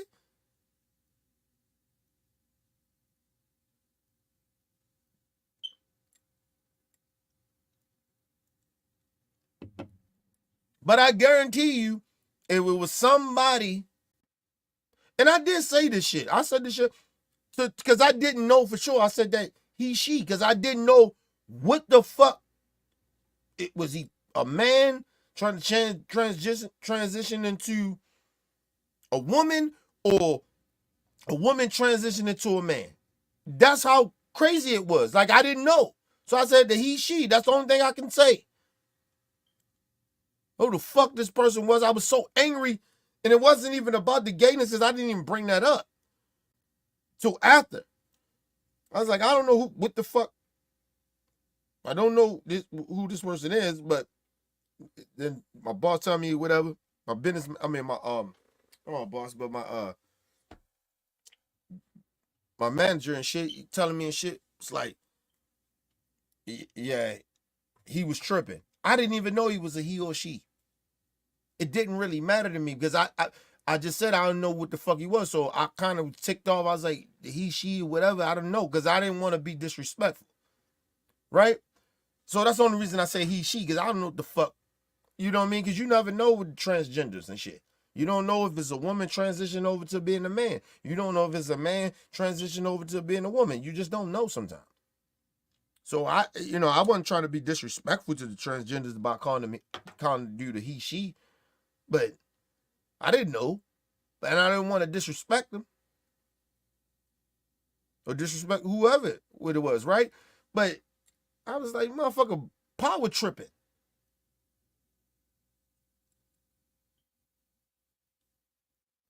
But it didn't really matter about it was gay, or it didn't matter about that. I was mad about power tripping.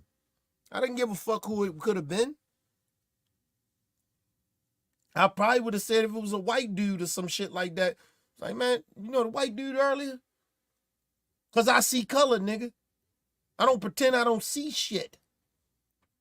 You know, the black dude, little African dude, like, you see shit. You like, people try to play this game like they don't see shit, and they act like, oh, you see color, that means you're kind of being racist. No, it's not. I identify different races of people. It just is what it is. You don't get to sit there and pretend that you don't see shit. That's the most stupidest shit ever. That's like I said, I didn't, and it made it came off, and some gay people, I gotta talk to my gay friends about this, calling them he, she's and shit. Especially with the transgenders. Like, I talked to my cousin, she's a transgender, right? I don't know what to call them if you don't know what they transition into be. So I just called them a he, she, and maybe that is a bad word to say, but I don't know that. So I maybe gotta talk to some of my transgender friends, and I got a family member that's that way, and gay people. But yeah, but I wasn't, my whole point, it wasn't trying to be disrespectful. I just was I wasn't trying to disrespect, but it could have came off that way. And some people might take it that way, but that's not my intentions, and that's not what I meant, to be disrespectful.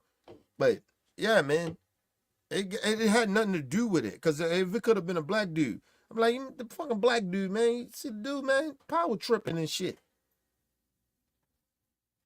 I've did that before. I mean, I have said that before. Shit, I had a principal at the last last company I was working for the school. Power tripping. He was to me, he was a borderline Uncle Tom.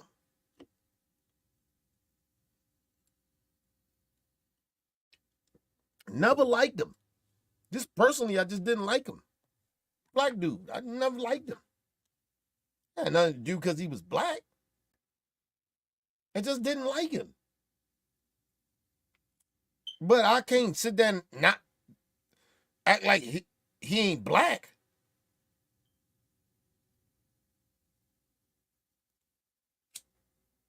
How can you say we can't look at people's race and label them that way, and it's not that, but you label yourself? I label myself as black, I'm black. You label yourself as white, Hispanic, Mexicans, or whatever, or you get in political shit, you label yourself as a Republican or a Democrat.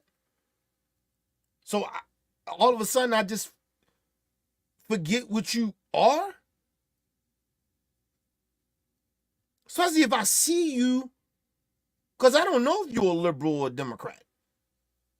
But if I see you white, black, or whatever color skin you are, I see that. Why I'm just acting like I don't see that? That shit, this shit don't make any sense to me. Hold on, people. Give me 1 second. Give me 1 second.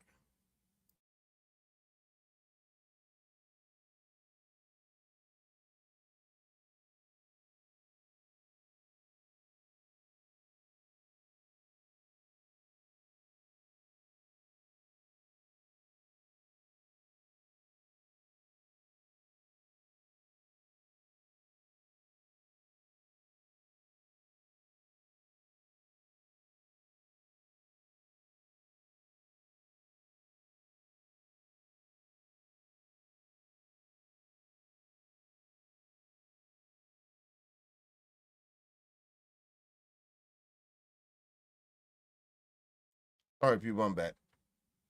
I just don't understand how people act like they don't see what they see. But anyway, they only want to see what they want to see when they want to see it. It's just weirdness to me, especially on the right. They just weird with that. It's just weird shit.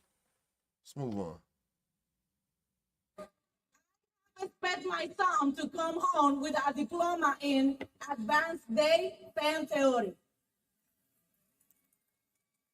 First of all, ain't no school is have a class that say you gotta pass a class for. It's on actually, you know what? That's probably why they hate black people. It's only one race of because American history is really, they don't really teach the whole truth about black people and shit like that. So that's why we got black American history and shit. So there's only one race that, I ain't gonna say that's one race. In college it's a little different. They speak about other shit. Listen, I learned about Hitler and shit in middle school. I think it was middle school. Was it middle school or was it? It might have been in the 5th or 6th grade when I learned about Hitler. I think it was. It's been a long time, people. But since I was especially in elementary. So yeah, I think it was around elementary, like 5th grade or 6th grade when I learned about Hitler. You know what I mean? And I thought that was, we were supposed to, like for me, I'm glad I got taught about that. Taught about that situation. You get what I mean?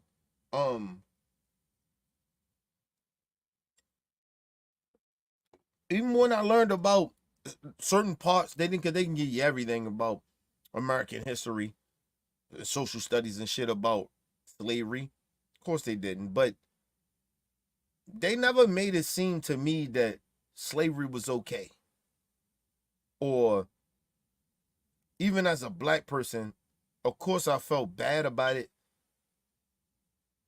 but they teach you at the while to how feel proud about what your ancestors been through.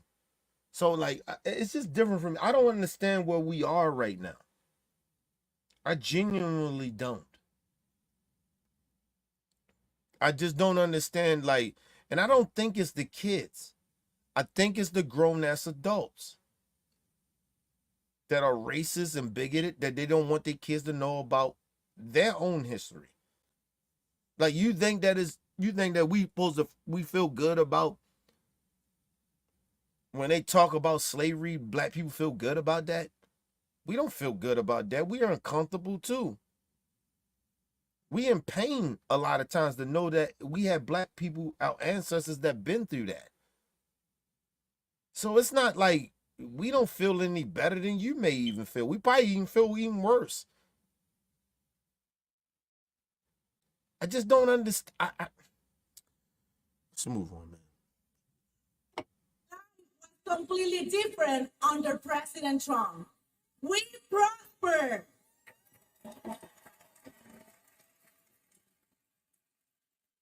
To my beloved Latino community, It's time to wake up and smell the cafecito. Anybody that's around this woman and she's a sellout to the Latino community. She's a sellout. And whoever is surrounding her and her family, if y'all are condoning this shit, y'all just as much as a sellout as she is, because I would disown that bitch. And listen, I'm telling y'all, listen. Hey, people, I'm as real as it comes. If I had a family member or a friend of mine that was riding with Trump or whoever, nigga, they can't be my family no more. I would disown them. I don't fuck with people that fuck with racists. Excuse me. I treat a black person like I would treat a white person. If you are okay with racist people, you got racist family members and shit like that, and you still hang around them, I won't fuck with you no more. We ain't cool. And that goes for my motherfucking blood family or a friend of mine that's black.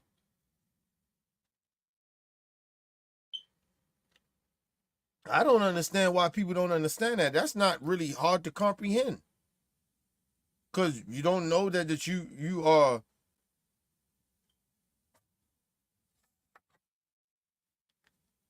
okay with that shit.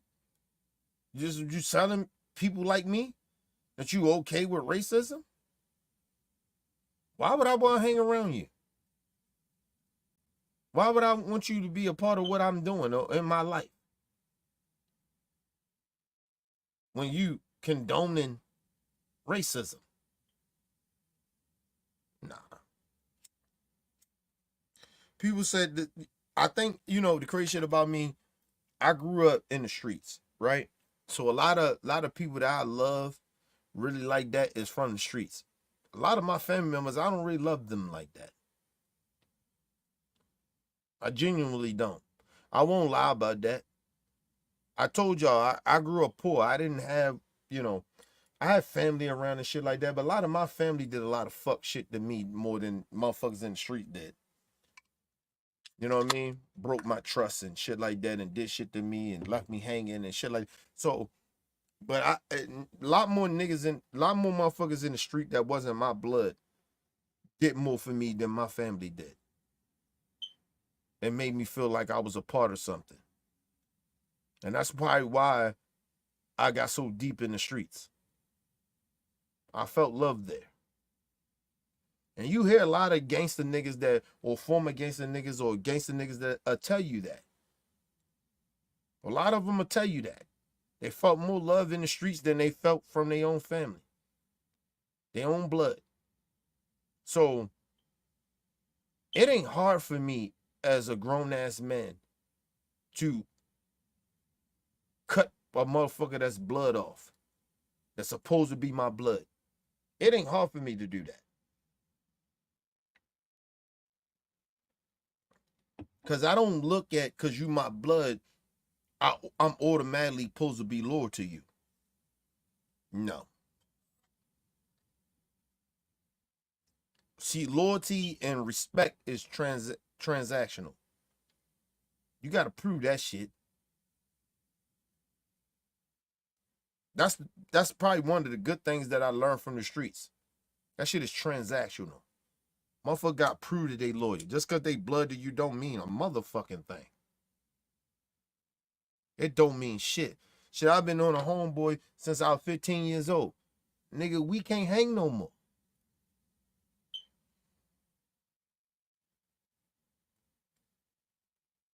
Is we loyal to each other? I believe so, but we can't hang. We ain't on the same level.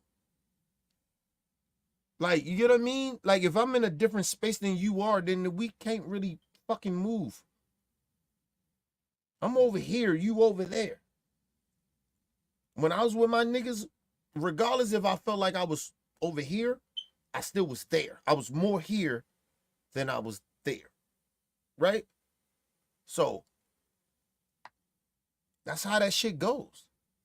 That shit didn't change because I got older and I got out the game and shit like that. That didn't change, nigga. If you're not over here more,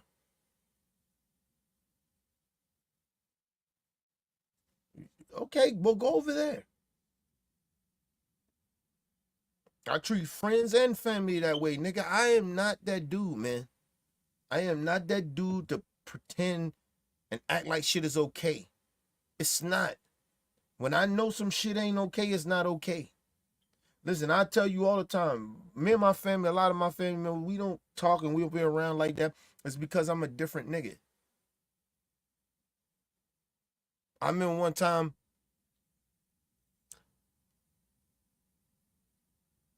motherfuckers was like, oh, well, B come around, he be fucked up. I don't be fucked up. I be trying to enjoy myself, trying to be real. I trust y'all enough. If I do get fucked up, y'all got me. I don't get fucked up like that. But that's y'all narrative about me? Okay, cool.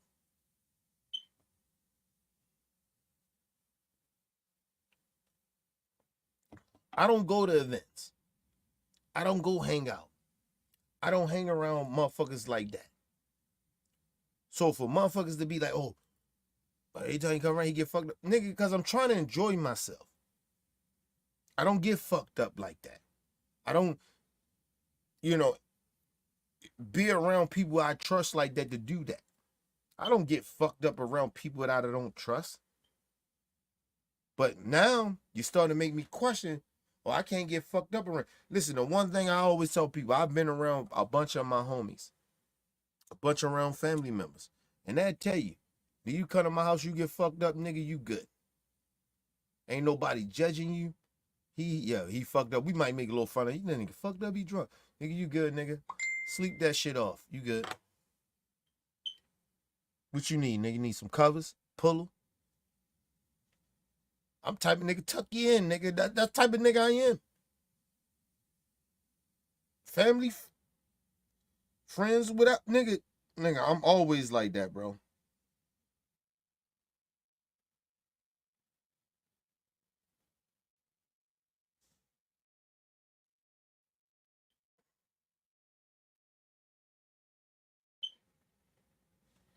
Oh, bro. My wife wilding. She tripping. It's my birthday week. Don't do that.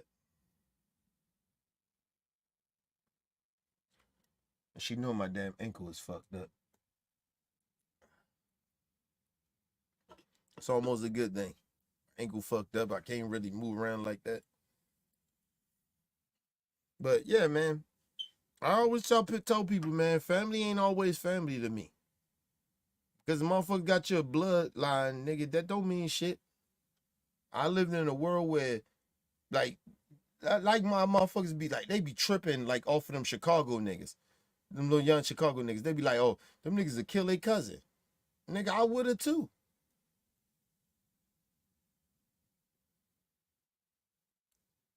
Now, don't get me wrong. I would try to prevent a nigga from killing my cousin. But if you killed one of my homies that was like my brother, and he was my cousin, I kill you.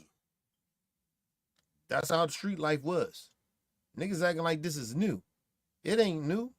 So when Vaughn and all them niggas in Chicago, they talk about that shit, the niggas like, oh, they niggas tripping. No, they not. The problem is real niggas won't tell the truth about that. The problem is a lot of you niggas that's out here faking like you ain't never crossed that line to do that. Because it is a line that you cross, though. You kill a family member, nigga. Oh, it's a line. I say this. I ain't never had to do that with my family. I can say that. But I ain't going to say that I wasn't willing to do it. If my family member crossed that line, anytime I had, like, one thing about me and my family members, if the generation was different too, because if I felt like, nigga, I had some nigga try to beef with me or some shit like that, playing my cousins that I don't fuck with now did look out for me. was like, you know, no, nigga, that's my peoples. No, nigga, you ain't doing nothing to my peoples, nigga. You know what I mean? But you gotta have some rank in your crew to do that. You can't just be fucking nuts. Damn, I need to tell her to get some incense too. Shit.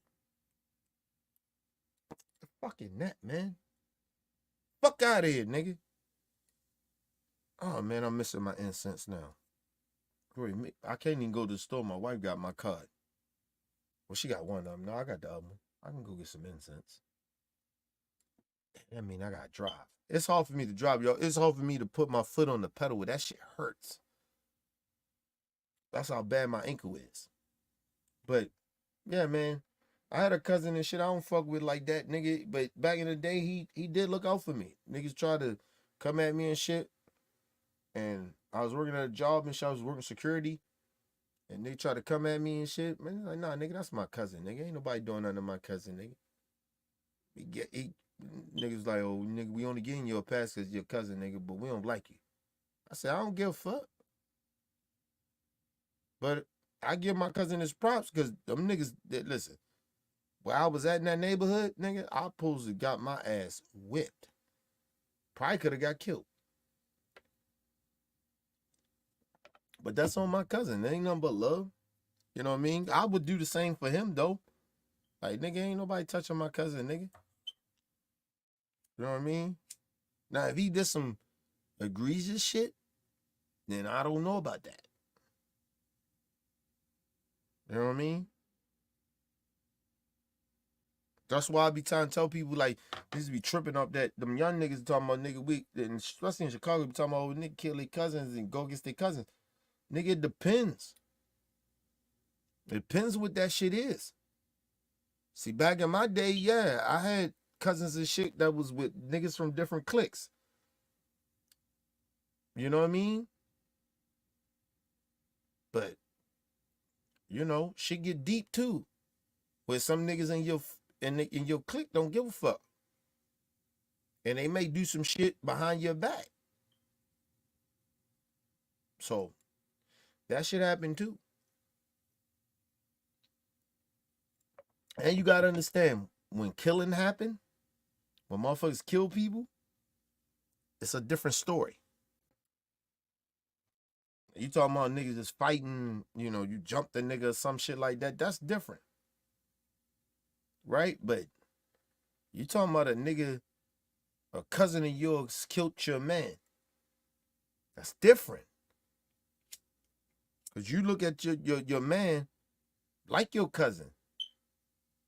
It's like your family. So it's different. I get, like, niggas be acting like I don't understand that the Chicago shit or street shit that goes on now. You niggas be acting like that shit here in Baltimore. It's the same shit. It's like, nigga, it's not like that, bro. Like, niggas don't play like that. And usually a lot of niggas that's family members ride with the same clique or they wind up clicking together in Baltimore. But usually here and there it comes to where niggas can't click up and niggas just enemies now. But like I said, the new niggas, y'all keep acting like these niggas created these type of situations that they're going through. No, we did that. That's from my generation. Them niggas is wild because of my generation. Why y'all think all the time that I'm always like trying to talk to them and I support them of trying to change? Now I don't support a lot of the behavior, but I understand why they do the behavior. Understand why they do a lot of the shit. Because it came from my generation. I get it. I understand it. A lot of you motherfuckers can't understand that.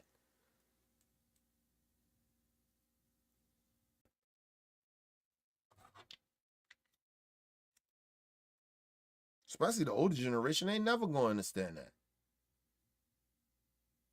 You know what I mean? Unless you've been in the game for a long time like that, even that's old, right? Like, you gotta be in the game a little older, right? And still be connected to the street so you know how shit is. And if you ain't from my generation, you won't understand what I'm saying. Like, the nigga Whack 100 is an opportunist. So, and he's a so-called former gang member, or he's a gang member. That nigga's a fraud. But niggas like me, you know the game. You know why niggas do what they do. You know why these young niggas do what they do. You know why? Because you was the reason they do it. It's come from your generation. A lot of shit people think, oh, these little young niggas, they wildin'. They really wildin'. I look at that shit like, no, they not wildin'.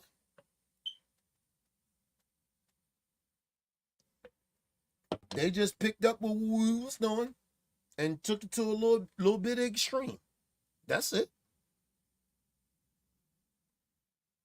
None of that shit shocks me. It just doesn't. Listen, people, if I was legally to tell you about some of the shit that I used to do and I was involved in, it'll blow your mind. So a lot of that shit them young niggas do, that shit don't impress me. That's why I denounce the shit, but it doesn't impress me. It's nothing to be impressed about. A lot of the shit that they have done, y'all see they done, nigga, we did worse. I guarantee you that. Well, I know, put it like this. I know I have been a part of it or been around it. Or did it myself that was on that level or worse. Because it was my generation that created these little niggas.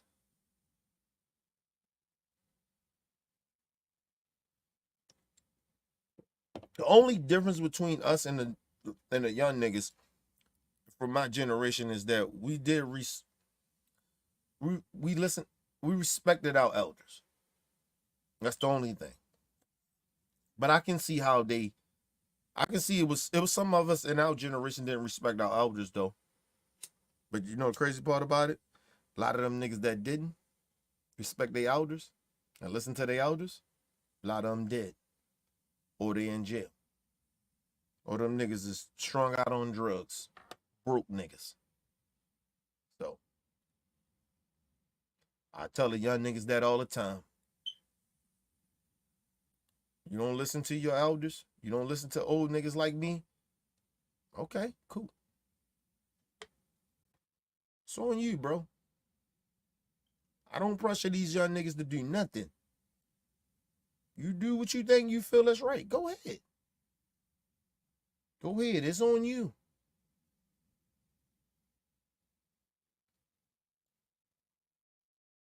I'm just trying to give you game. I've been here for a minute. I got the wisdom. I'm trying to tell you. You don't want to listen to me? Go ahead. Go ahead down that road. Tell me I'm out of touch. Go ahead, nigga. See, I don't preach to these young niggas. I give you the motherfucking wisdom, but I ain't preaching to you niggas. You go do whatever you gonna do. Go ahead and fuck your life up. Go down the road because that shit make you feel like you tough. Go ahead. And I'm telling you it doesn't. But, you know, you ain't listening to me. I'm an old nigga. I'm out the game. Okay, cool. Cool, nigga. Go ahead. Niggas be acting like I don't be, like they be acting like, oh, just defending young niggas. No, I tell them young niggas, go ahead and do what you do. A lot of them ain't gonna even be able to come back and have a conversation with me because you know why? Because they has to be dead or in jail. So go ahead and do what you do, bro.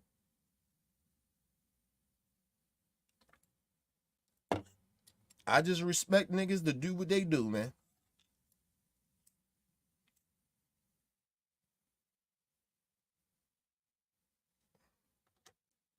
I told you I don't live in fantasy land. I live in reality.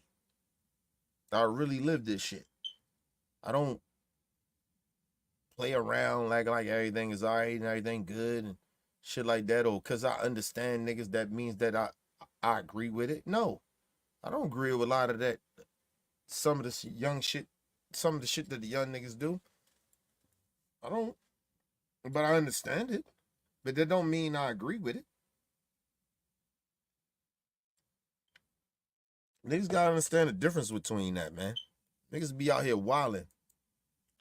And listen, let's take a quick commercial break, and I'm gonna come back and I'm gonna leave this shit with this.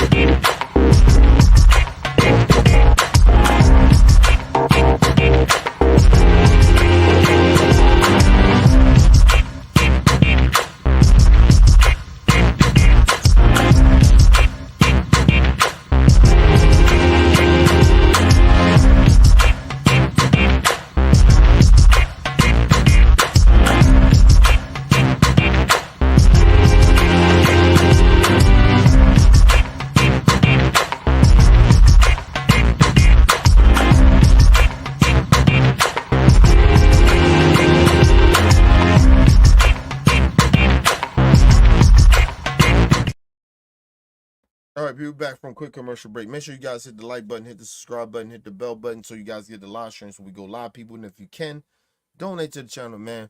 We highly appreciate anything you guys can donate to the channel. It's my birthday, people. Donate to the goddamn channel, okay? I always appreciate if you do donate or not. But come on, it's my birthday. All right? If you need more information to subscribe and donate to the channels down there strolling below the screen, people. Make sure you guys hit the like button when you come in and out of the building. And people, share the videos, man, to keep the movement pushing. All right, man. So I can get out of here. Till later. We're doing the 8 o'clock show tonight, people. Make sure you guys tune in for the 8 o'clock live stream. Try to get the OBF members in. I'm going to set it up, send everybody the link and everything so we can do the show tonight.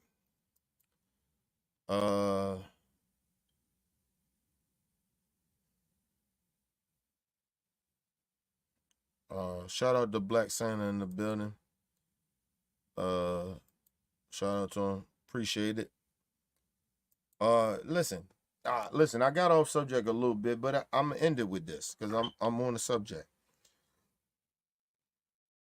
Listen, people. I talk to the young youth once a month. And the one thing I tell the young youth, and I'm not talking about some young youth that you go to a community center and you talk to them at the community center. I'm talking about juvenile delinquents. Motherfuckers that already committed crimes and already got in the system. That's who I'm talking about. Listen, I tell them niggas the truth.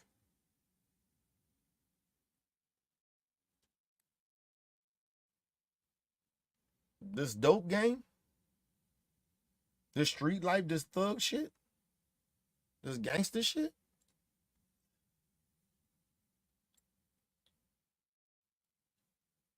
this shit lasts however long that a motherfucker take you out.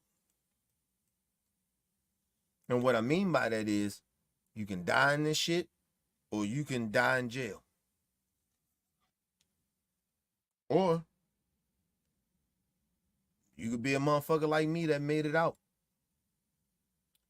And it takes you years to figure out who the fuck you are as a person. It took me 10 years to figure out who I am. I was talking to a dude at a job, and this dude going through kind of the same shit I'm going through, I was going through when I was 30. He 35. He was like, yo, you the type of brother I need to talk to. So you probably right, bro. I got his number and whatever. I'm gonna hit him up soon. You know what I mean? I just wanted to enjoy my birthday week. Right? But I tell young niggas, you in that street shit, it feel good. It feel like you tough. It feel like that's the only thing you got. Okay.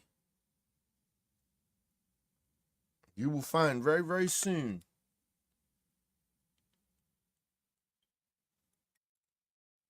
that's not all you got, but you chose that life. See, I always keep telling people about this shit. When I chose the life of street shit, a part of me chose it because I knew what I was getting into. The other part of me was naive. I didn't know the full consequences of shit. How shit really was, how real the consequences was. I knew it was consequences, but how real the consequences are. That's the average street nigga. You don't really, really know until the consequence happen, and then you like, oh shit. You like it or you don't. I know niggas that like that type of shit. They like the consequences. They like that whole type of shit. They just psychopaths. It just is what it is.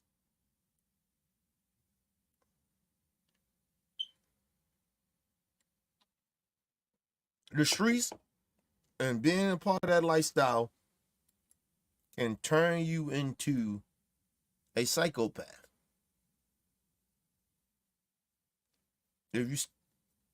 Listen, some people, it's a kind of part of their personality in a way, but I done seen people that wasn't like that, but when they got in the street game, they loved that shit. They enjoyed the killing. They enjoyed the violence. They enjoyed the selling poison to wild people. They enjoyed that shit. They enjoyed the police chasing them. They enjoyed the people praising them for being stupid motherfuckers. They appreciated it. They liked it. They loved it.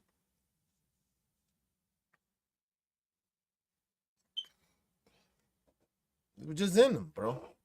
Some people, they just enjoyed that shit. That's just what they were. I just was never that nigga. I had homies to just adapt to it. But once they got adapt to it, you know,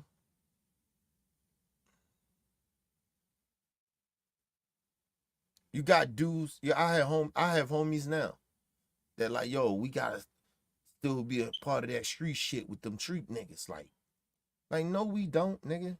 If we ain't going back to help them niggas, what the fuck are we trying to act like we understand what they going through? If them niggas don't understand what we going through, then that's on them.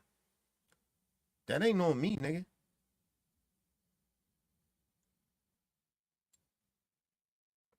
And like I said, I did what I did in the streets, nigga. From a different generation. And I don't give a fuck if my shit ring bells or not. I'm glad it didn't. I'm glad a lot of shit that I did in the streets didn't ring bells like that.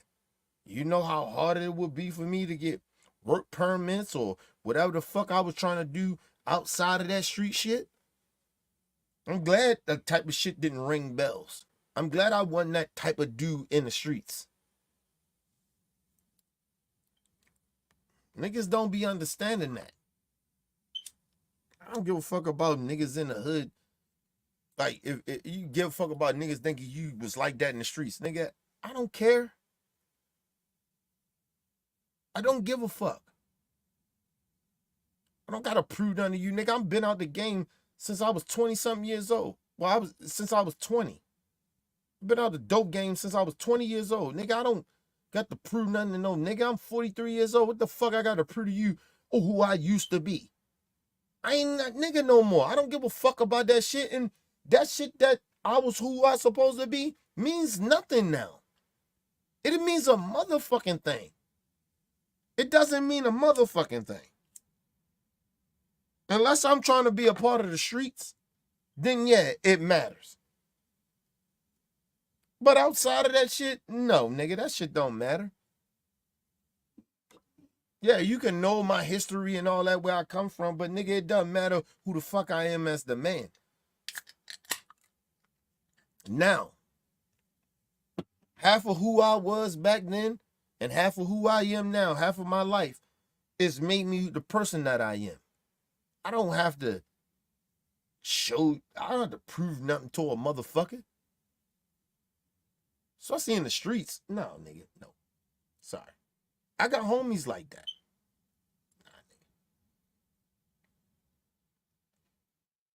You niggas continue to go ahead and do that, bro. I'm good. Call me when you niggas want to have a good time.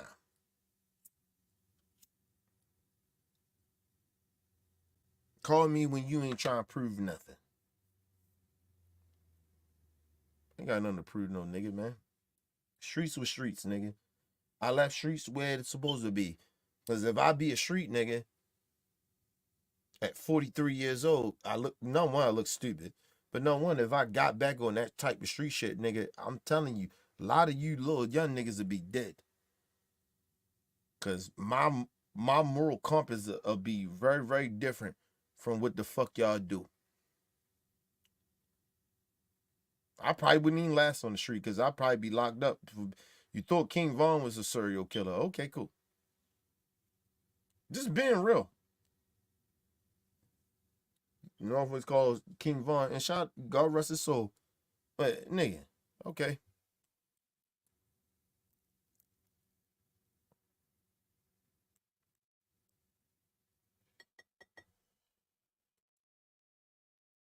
Do you know what a serial killer is? Honestly, it's usually a dude that's very, very intelligent. It's usually that a dude that is very above everybody else, like wit wise. Go look it up.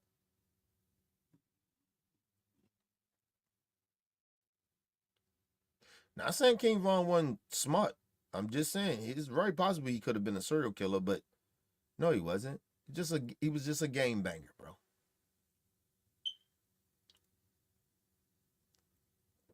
This nigga just enjoyed killing people. That's it. That's not a serial killer.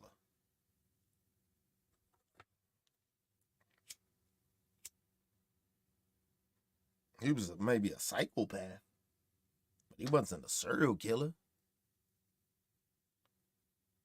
Listen, I ain't even gonna lie to y'all. Be honest. If I was in my mind, like right now, if I decided to go be a street nigga, I'd be a serial killer.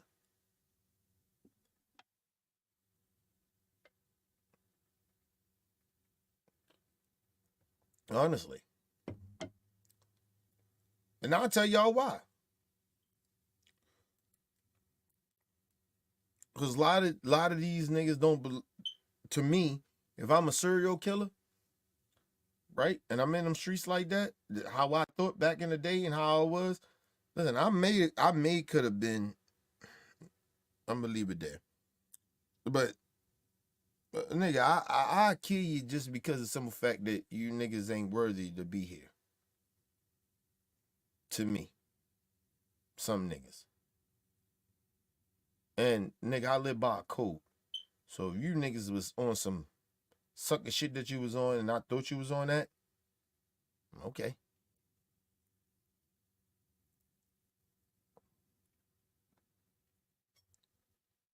If you know anything about a serial killer kill you, it's a reason. They just don't, they randomly may, it seems like they randomly picking people, but they actually really not.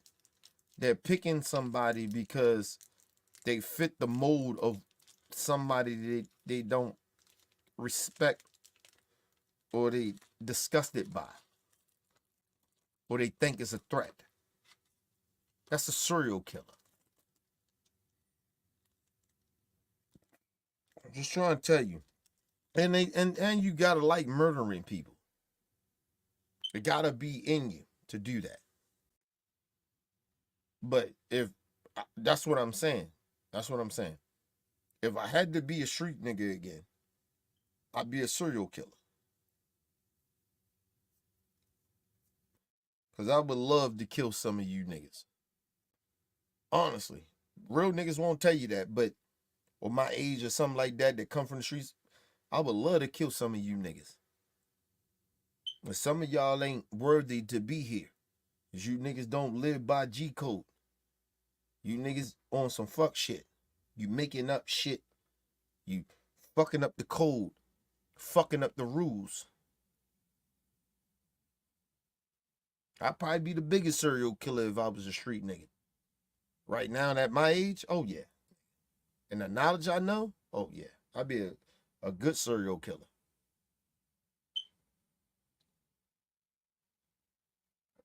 Everybody saying, Kenny, you tripping. No, I ain't tripping. I ain't tripping. And I'm being dead serious. I'd be one of the, I'd be one of the top serial killers. Nigga, you niggas playing around with that street shit. And I don't play around with street shit. Street shit is what it is. Leave that shit what it is. Everybody ain't built for that. I'm gonna tell you why a lot of you niggas ain't built for that shit. It's because of the simple fact that if I would have took shit, if I knew the knowledge that I knew now, I probably would have enjoyed the street shit. Honestly. If I still was brainwashed to the street shit, I probably would enjoy it. But I had enough sense and enough knowledge and awareness that this shit ain't what I want to be.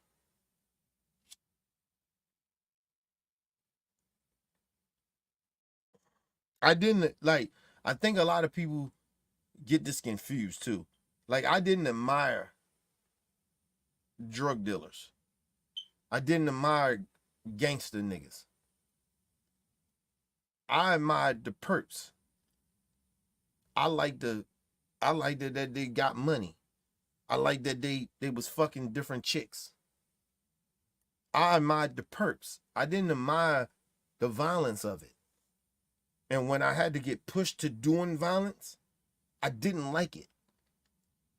But when I got to the point that where I had to do it, I turned into a borderline psychopath because it wasn't nothing I wanted to do, but niggas pushed me to do that. Well, I felt that way. Motherfuckers pushed me to do it. So that's what I'm saying. People don't really genuinely understand that. Like, motherfuckers get pushed to doing violence.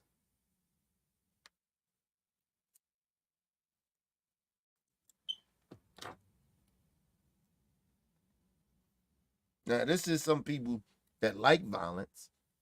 Yeah, you have people that just kind of in a way of just kind of their environment and kind of who they is, their personality, just kind of enjoy that shit. But I never enjoyed violence. But if you push me to get violent, okay, let's go that route.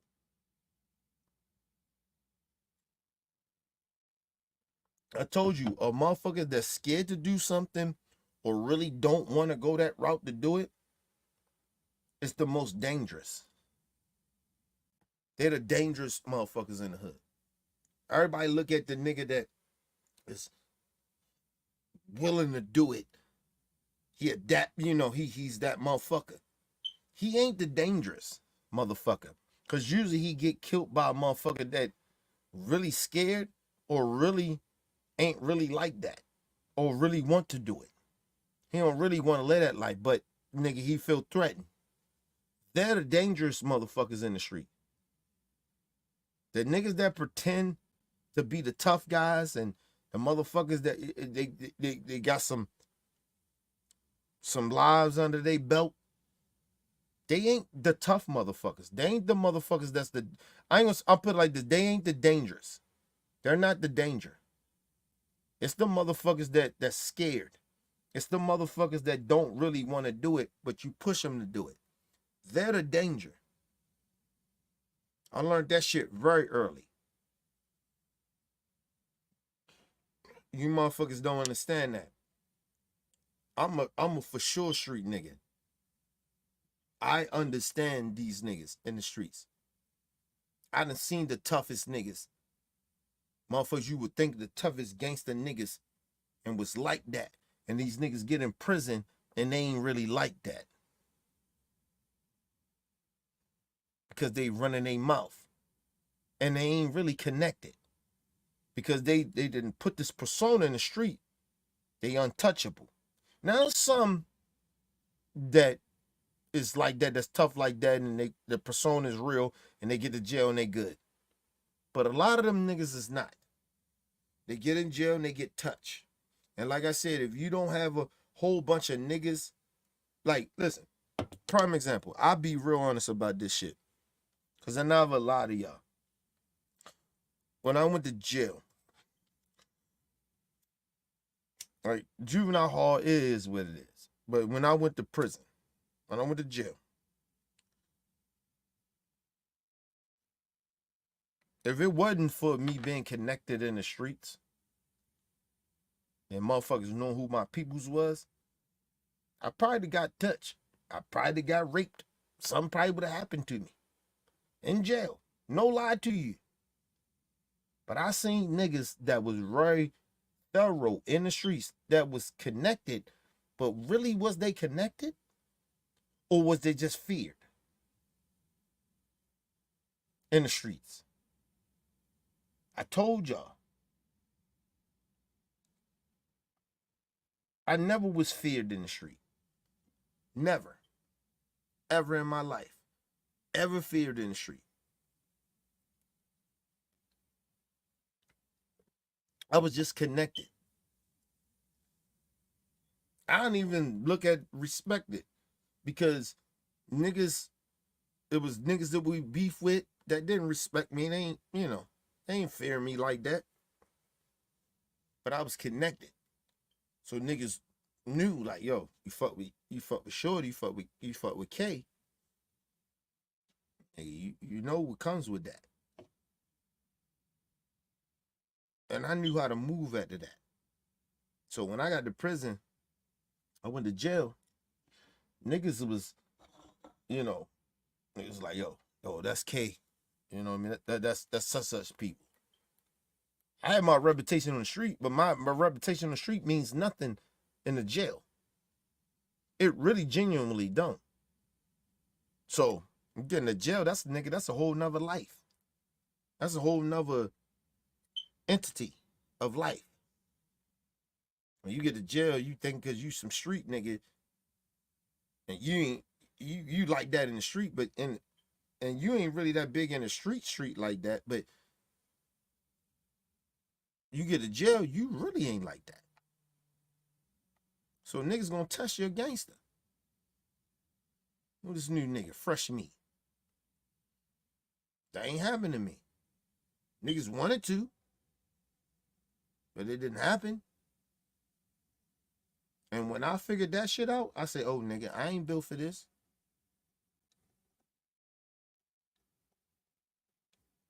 And I could have made it as, like the one thing I didn't like, listen, I probably could have adapted to jail and made a name for myself there, but I didn't do it. And the reason I didn't do it is because of some fact I didn't like, and I'll always tell y'all still to this day, I felt like a slave. I felt like our ancestors, what they've been through. For some odd reason, I felt that way. I like, yo, these motherfuckers telling us when we can shit, eat, sleep, and piss. Nah, I don't like this. And I'm not saying when I got out of jail, I was totally different. It took things because I was broken and I was connected to the streets too. So, you know what I mean? So it took a minute for me to kind of get out of that mentality. But I knew I didn't want to go back to jail. I never liked jail, bro. Excuse me. People always sit there, they glorify jail. It's nigga, that ain't no place. That's not the place, bro. You young niggas, that's not the place, man.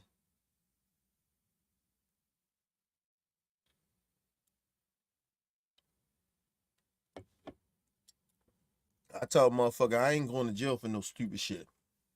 If I do go to jail, I ain't going to jail for no stupid shit. I go to jail for nigga on some real shit. Some honorable shit. You feel me? I don't know jail for no stupid dumbass shit. Motherfucker sitting there. Well, you know, Kenny went to jail. Nigga, oh, whoa. Don't just say it like that. What I go to jail for? Motherfuckers gotta be real about that. You can't sit there and be, oh, Kenny went to jail. No, nigga, I ain't going to jail for no bullshit, nigga. You know what I mean? No. Mm-mm. No.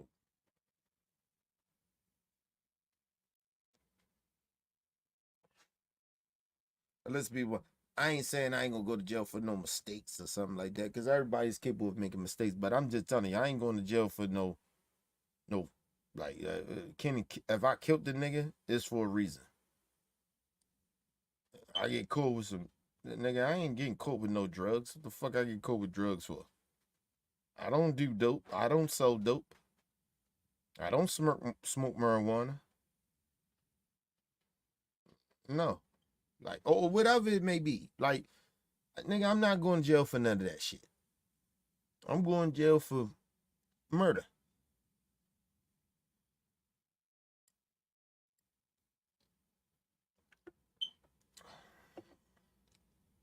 You know how like, cause I don't know if y'all realize this, but for me, I realized like nigga, I am as much as I look at my life and I love who I am as a person, but I know I still got demons. You know what I mean? I still shit that I did back in the day, that shit still haunt me. But I do not pretend that, oh nigga, I won't kill a motherfucker. I would. It just depends what it depends to me what it is. I'm just not gonna be out randomly killing niggas or no shit like that, you know. No psychopath shit. You know what I mean? Or cause I'm in the street game or something like that. Nah. I'll walk away from a motherfucker talking to me a certain type of way because I already know I'll probably kill you. So I'll probably just be like, all right, man, whatever, man. Cool, whatever. And I may walk away because I already know, is this shit really worth it? Of me killing this nigga? Because I clap your ass. So I understand that. I understand. See, the thing is, a lot of times people get caught up in not making decisions a lot of the times. Even young folks, even older folks, they don't understand that, yo, when you pick up that gun and you want to clap a nigga, or you don't pick up a gun and present that shit. I grew up in a different era. You pick up a gun and you point that bitch, you better shoot. Don't pull that bitch, even if you flash it. If you flash that motherfucker, you better just flash it. But you better not pull that bitch out. If you pull that bitch out, you better shoot. That's the generation I come from. My OGs and elders taught me that. Don't pull that gun out if you ain't gonna shoot. That's why you see a lot of these young niggas, a lot of times, they pull that gun out, they on that. They on that time. Because they did listen to OG niggas like me. Or OGs that's before me. You know, you don't pull no gun out, you ain't gonna shoot. You don't pull that bitch out. You better shoot. That's why niggas are so gun happy. But the difference is too, is that a lot of them niggas is high.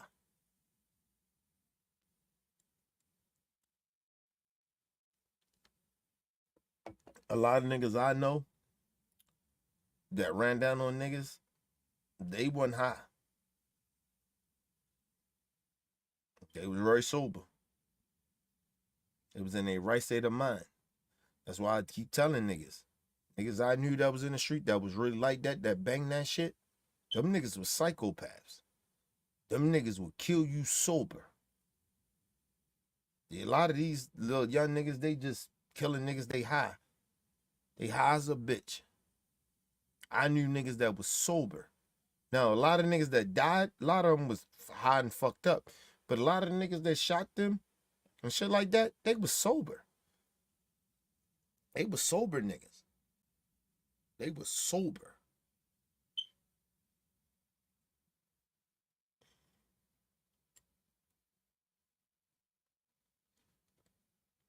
Listen, I got a man locked up right now.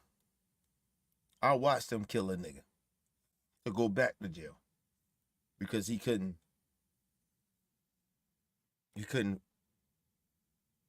handle outside society, right? Because he was institutionalized in a way you can say, right? I watched him kill a nigga sober, fresh out of jail. He was fresh out. And he told us all the warning. I'm sitting there telling my niggas like, yo, this nigga, we shouldn't be taking him to this shit. Nah, he can't, you know how niggas be. We from the hood. And like, nah. And we made it a little bit. Some of us out of the hood a little bit, but we still part of the hood. I was like, nah, he came out the hood, nigga, that nigga good, and you know what I mean? Having him around, blah, blah, blah. That nigga, we ain't listen to him. We kept telling him, nah, I don't want to go there.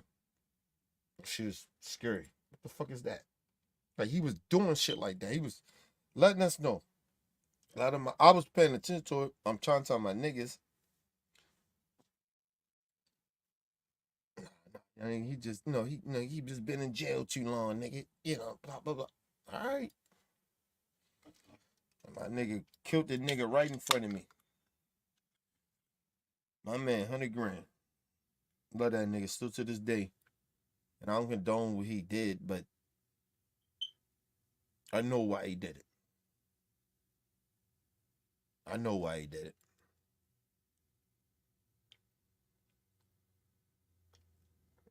I still send my man some money on his books. Because I get why he did what he did, but it wasn't right that he did what he did. I don't condone it. I'm not okay with it, but it's like, yo, this nigga was screaming for help, and we just sat there and we just let this nigga kill an innocent person in a way, right? Like, that's the horrors I have. That's the bad dreams I had. We sat there and we let this nigga do that. And we did nothing about it. We like, oh, this nigga come home. Yo, we not watching this. You ain't listening to this man? And we didn't. But I ain't gonna say, oh, I can say we, because we was all part of it, but I knew.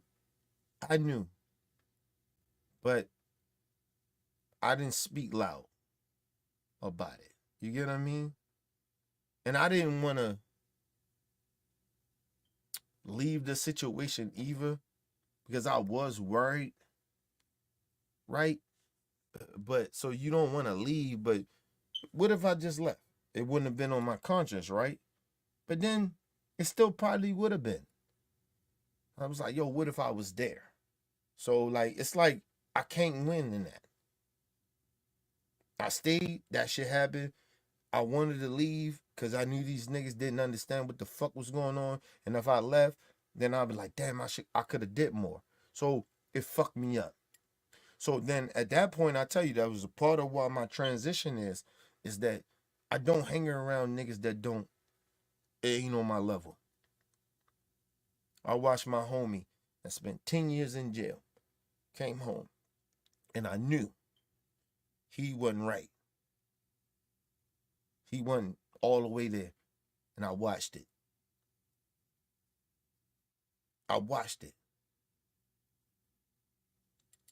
And he killed niggas, and he killed a nigga in front of me. I'm like, all right, yo, cool. Like, and not cool in that way, but I'm like, I fucked up. Now I gotta start questioning niggas that's around me.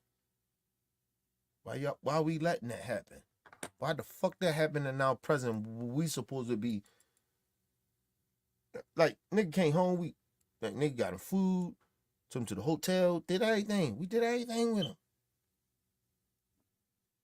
Everything. We did every fucking thing, people.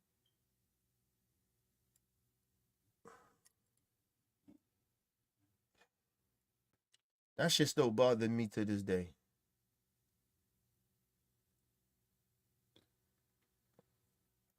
You know all my man said to me? Like, nigga, this ain't for me. That's all he said to me. This ain't for me. And I didn't know what the fuck he meant when he said it at that time. I do now. He was just saying like, yo, I can't handle this shit out here. He was saying we should, and for me, I looked at it like we shouldn't have put him in that situation. He wasn't ready for none of that shit, man. He was like kind of telling us too. Like, nah, I don't want that shit. Nah, I don't want to do that. Nah, nigga, you home. I remember my niggas, and it wasn't just my niggas, it was my homegirls, everybody, we was all together. Like, this our nigga.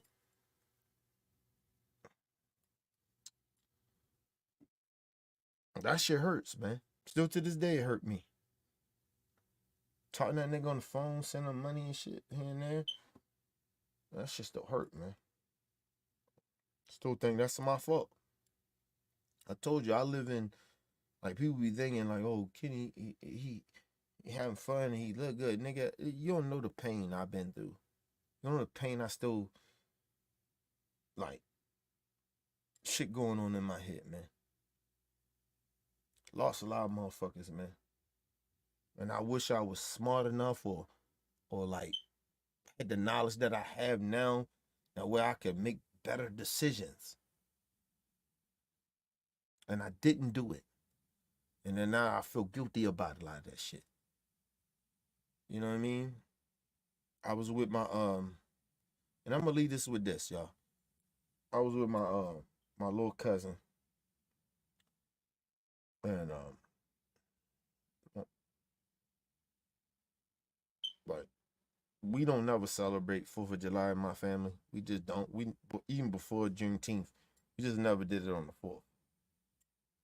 So we always celebrate it a week or a couple of days later. We always do that. It was our thing. That's my grandma. My grandma was like that. I think she knew more than I knew. Like, you know what I mean? But so I go to my dad's house and shit, and I see my little cousin, and it's my wife's little cousin as well, right? My little homie is that passed away is my wife little cousin, right? But both her little cousin, which is my little homie, had a baby with my little cousin. So we kind of in that in between the blood shit, right? And believe it or not, before even me and my wife hooked up, him and my little cousin was already fucking around, right? Um, so they wound up having a kid together, right? Which is my little cousin, and every time I see her, I I get sad, and I get this guilt thing that I had. So my little homie, because I wish that the knowledge that I know now, when we was at that street war that sparked his death. That's what happened. I just made him more gangster. That street war just made him more gangster because he was just that type of dude. Like, he was like me, but he was a little gangster he was a little bit more, I ain't say gangster, but he was a little more crafty. Listen, I put it like this. He enjoyed the street shit. He loved, like I told you, I love the purse of getting the money and the women. He loved the purse and the money and the women, but he loved that niggas feared him and that he had a name in the streets. I never cared about that, but he did. And a part of me was, I always say that was his downfall, because he cared about that his name in the streets, and I never did. And so when I was around her, whatever, right? And I'm gonna leave this with this. I was around her, right? Which is his daughter, which is my little cousin. She my blood, literally my blood. Every time I see her, and you know what's so bad about that is that she's 20. You understand what I'm saying here? Like, she's 20 years old. Her and my niece is the same age, but she's 20, 43 years old. And 20 years ago, I ain't gonna say it wasn't even 20 years ago. It was about 13 years ago, her dad was dead. Well, no, 10 years ago, I'm sorry. No, 13 years ago. It was 13 years ago. Her dad got killed in the streets. My little homie. So when I see her, I automatically break down. may not see it in my face or me crying or nothing, but I automatically break down emotionally. It's hard to be around her. I never tell her that, but I told her little boyfriend that. I said, hey man, her dad was my little homie. You know her dad is dead, right? Yeah. He was my little homie. I said, so I look at her as like my daughter. And if you hurt her, nigga, you gotta see me. That goes for my nieces and shit like that, but it's different. Cause she's just my cousin, right? But to me, she like my daughter. Cause I had to do that for him. I remember when he died, motherfuckers like, you ain't take it where everybody took it. I'm not. I'm me. You don't know how I grieve. You don't know how shit impact me. And I never do that to anybody else. That shit hurt me. I was thinking about this nigga probably Saturday, right before my birthday. And I felt sad and I was a little depressed. My niggas ain't here, man. You ever think about sometimes, yo, you made it and shit here, and these niggas supposed to be here with you, but they not. They died in that motherfucking war. They died in that fight. In that war. That's why I be telling motherfuckers about the Trump supposed to talking about war. Bitch, you don't know nothing about war. A part of me still broken. I'm still broken about that shit. Like, I always tell people I don't really enjoy my birthday like that. I tried to.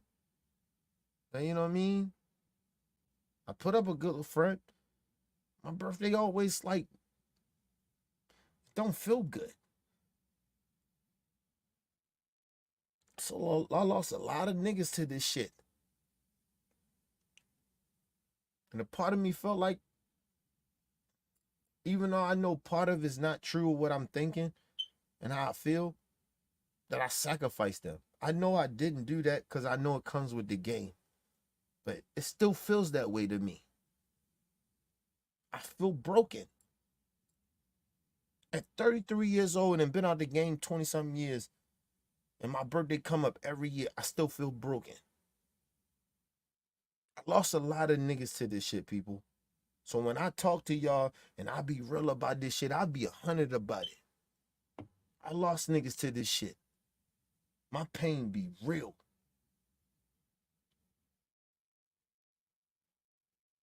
My shit is real when it come to this shit. That's why I don't glorify street shit. I lost people in this motherfucking struggle of this street shit. I lost them. I lost innocent motherfuckers too. I ain't saying my man was innocent. That I'm talking about, my little homie, little Joe. I ain't talking he was innocent. But I know innocent niggas that died in my arms. Ain't really nothing to do with it.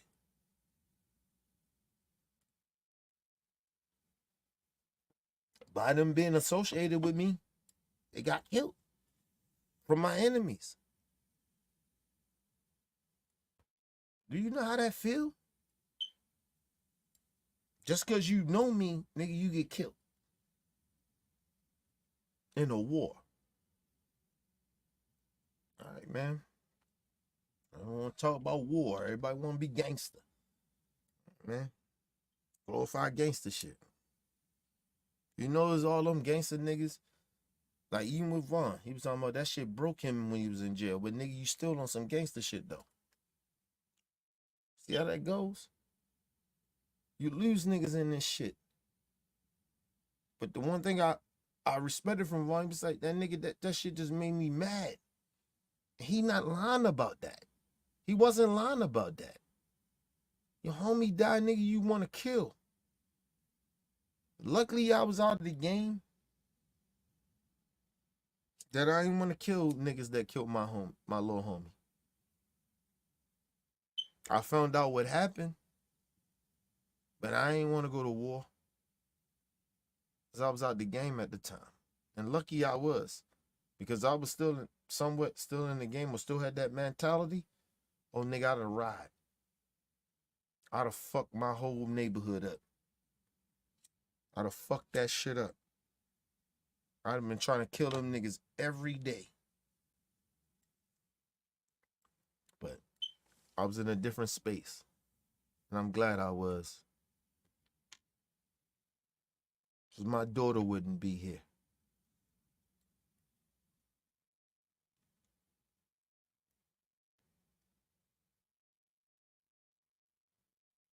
My little cousin, which is his daughter, wouldn't know me.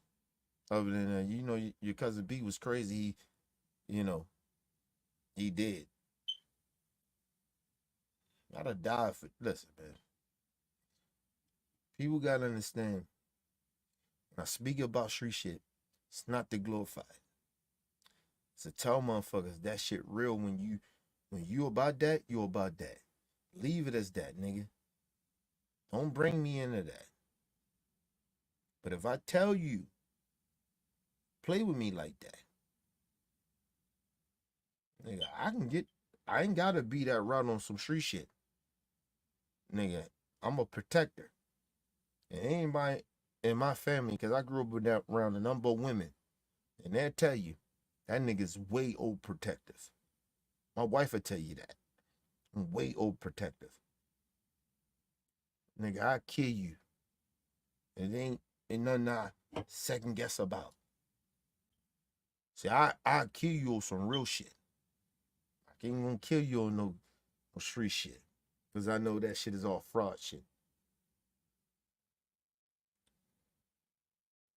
And I ain't gonna say it's fraud. I just don't live that life. So if I don't live that life, to me it's fraud. Right? But if I was living that life and me being realistic, street shit is real. Niggas die in them streets for stupid shit. But nigga, I kill you on some real shit. So that's the difference. That's the only difference between me being a street nigga and being now. I kill you on some real shit. I probably would try to kill you over some fuck shit that didn't really matter.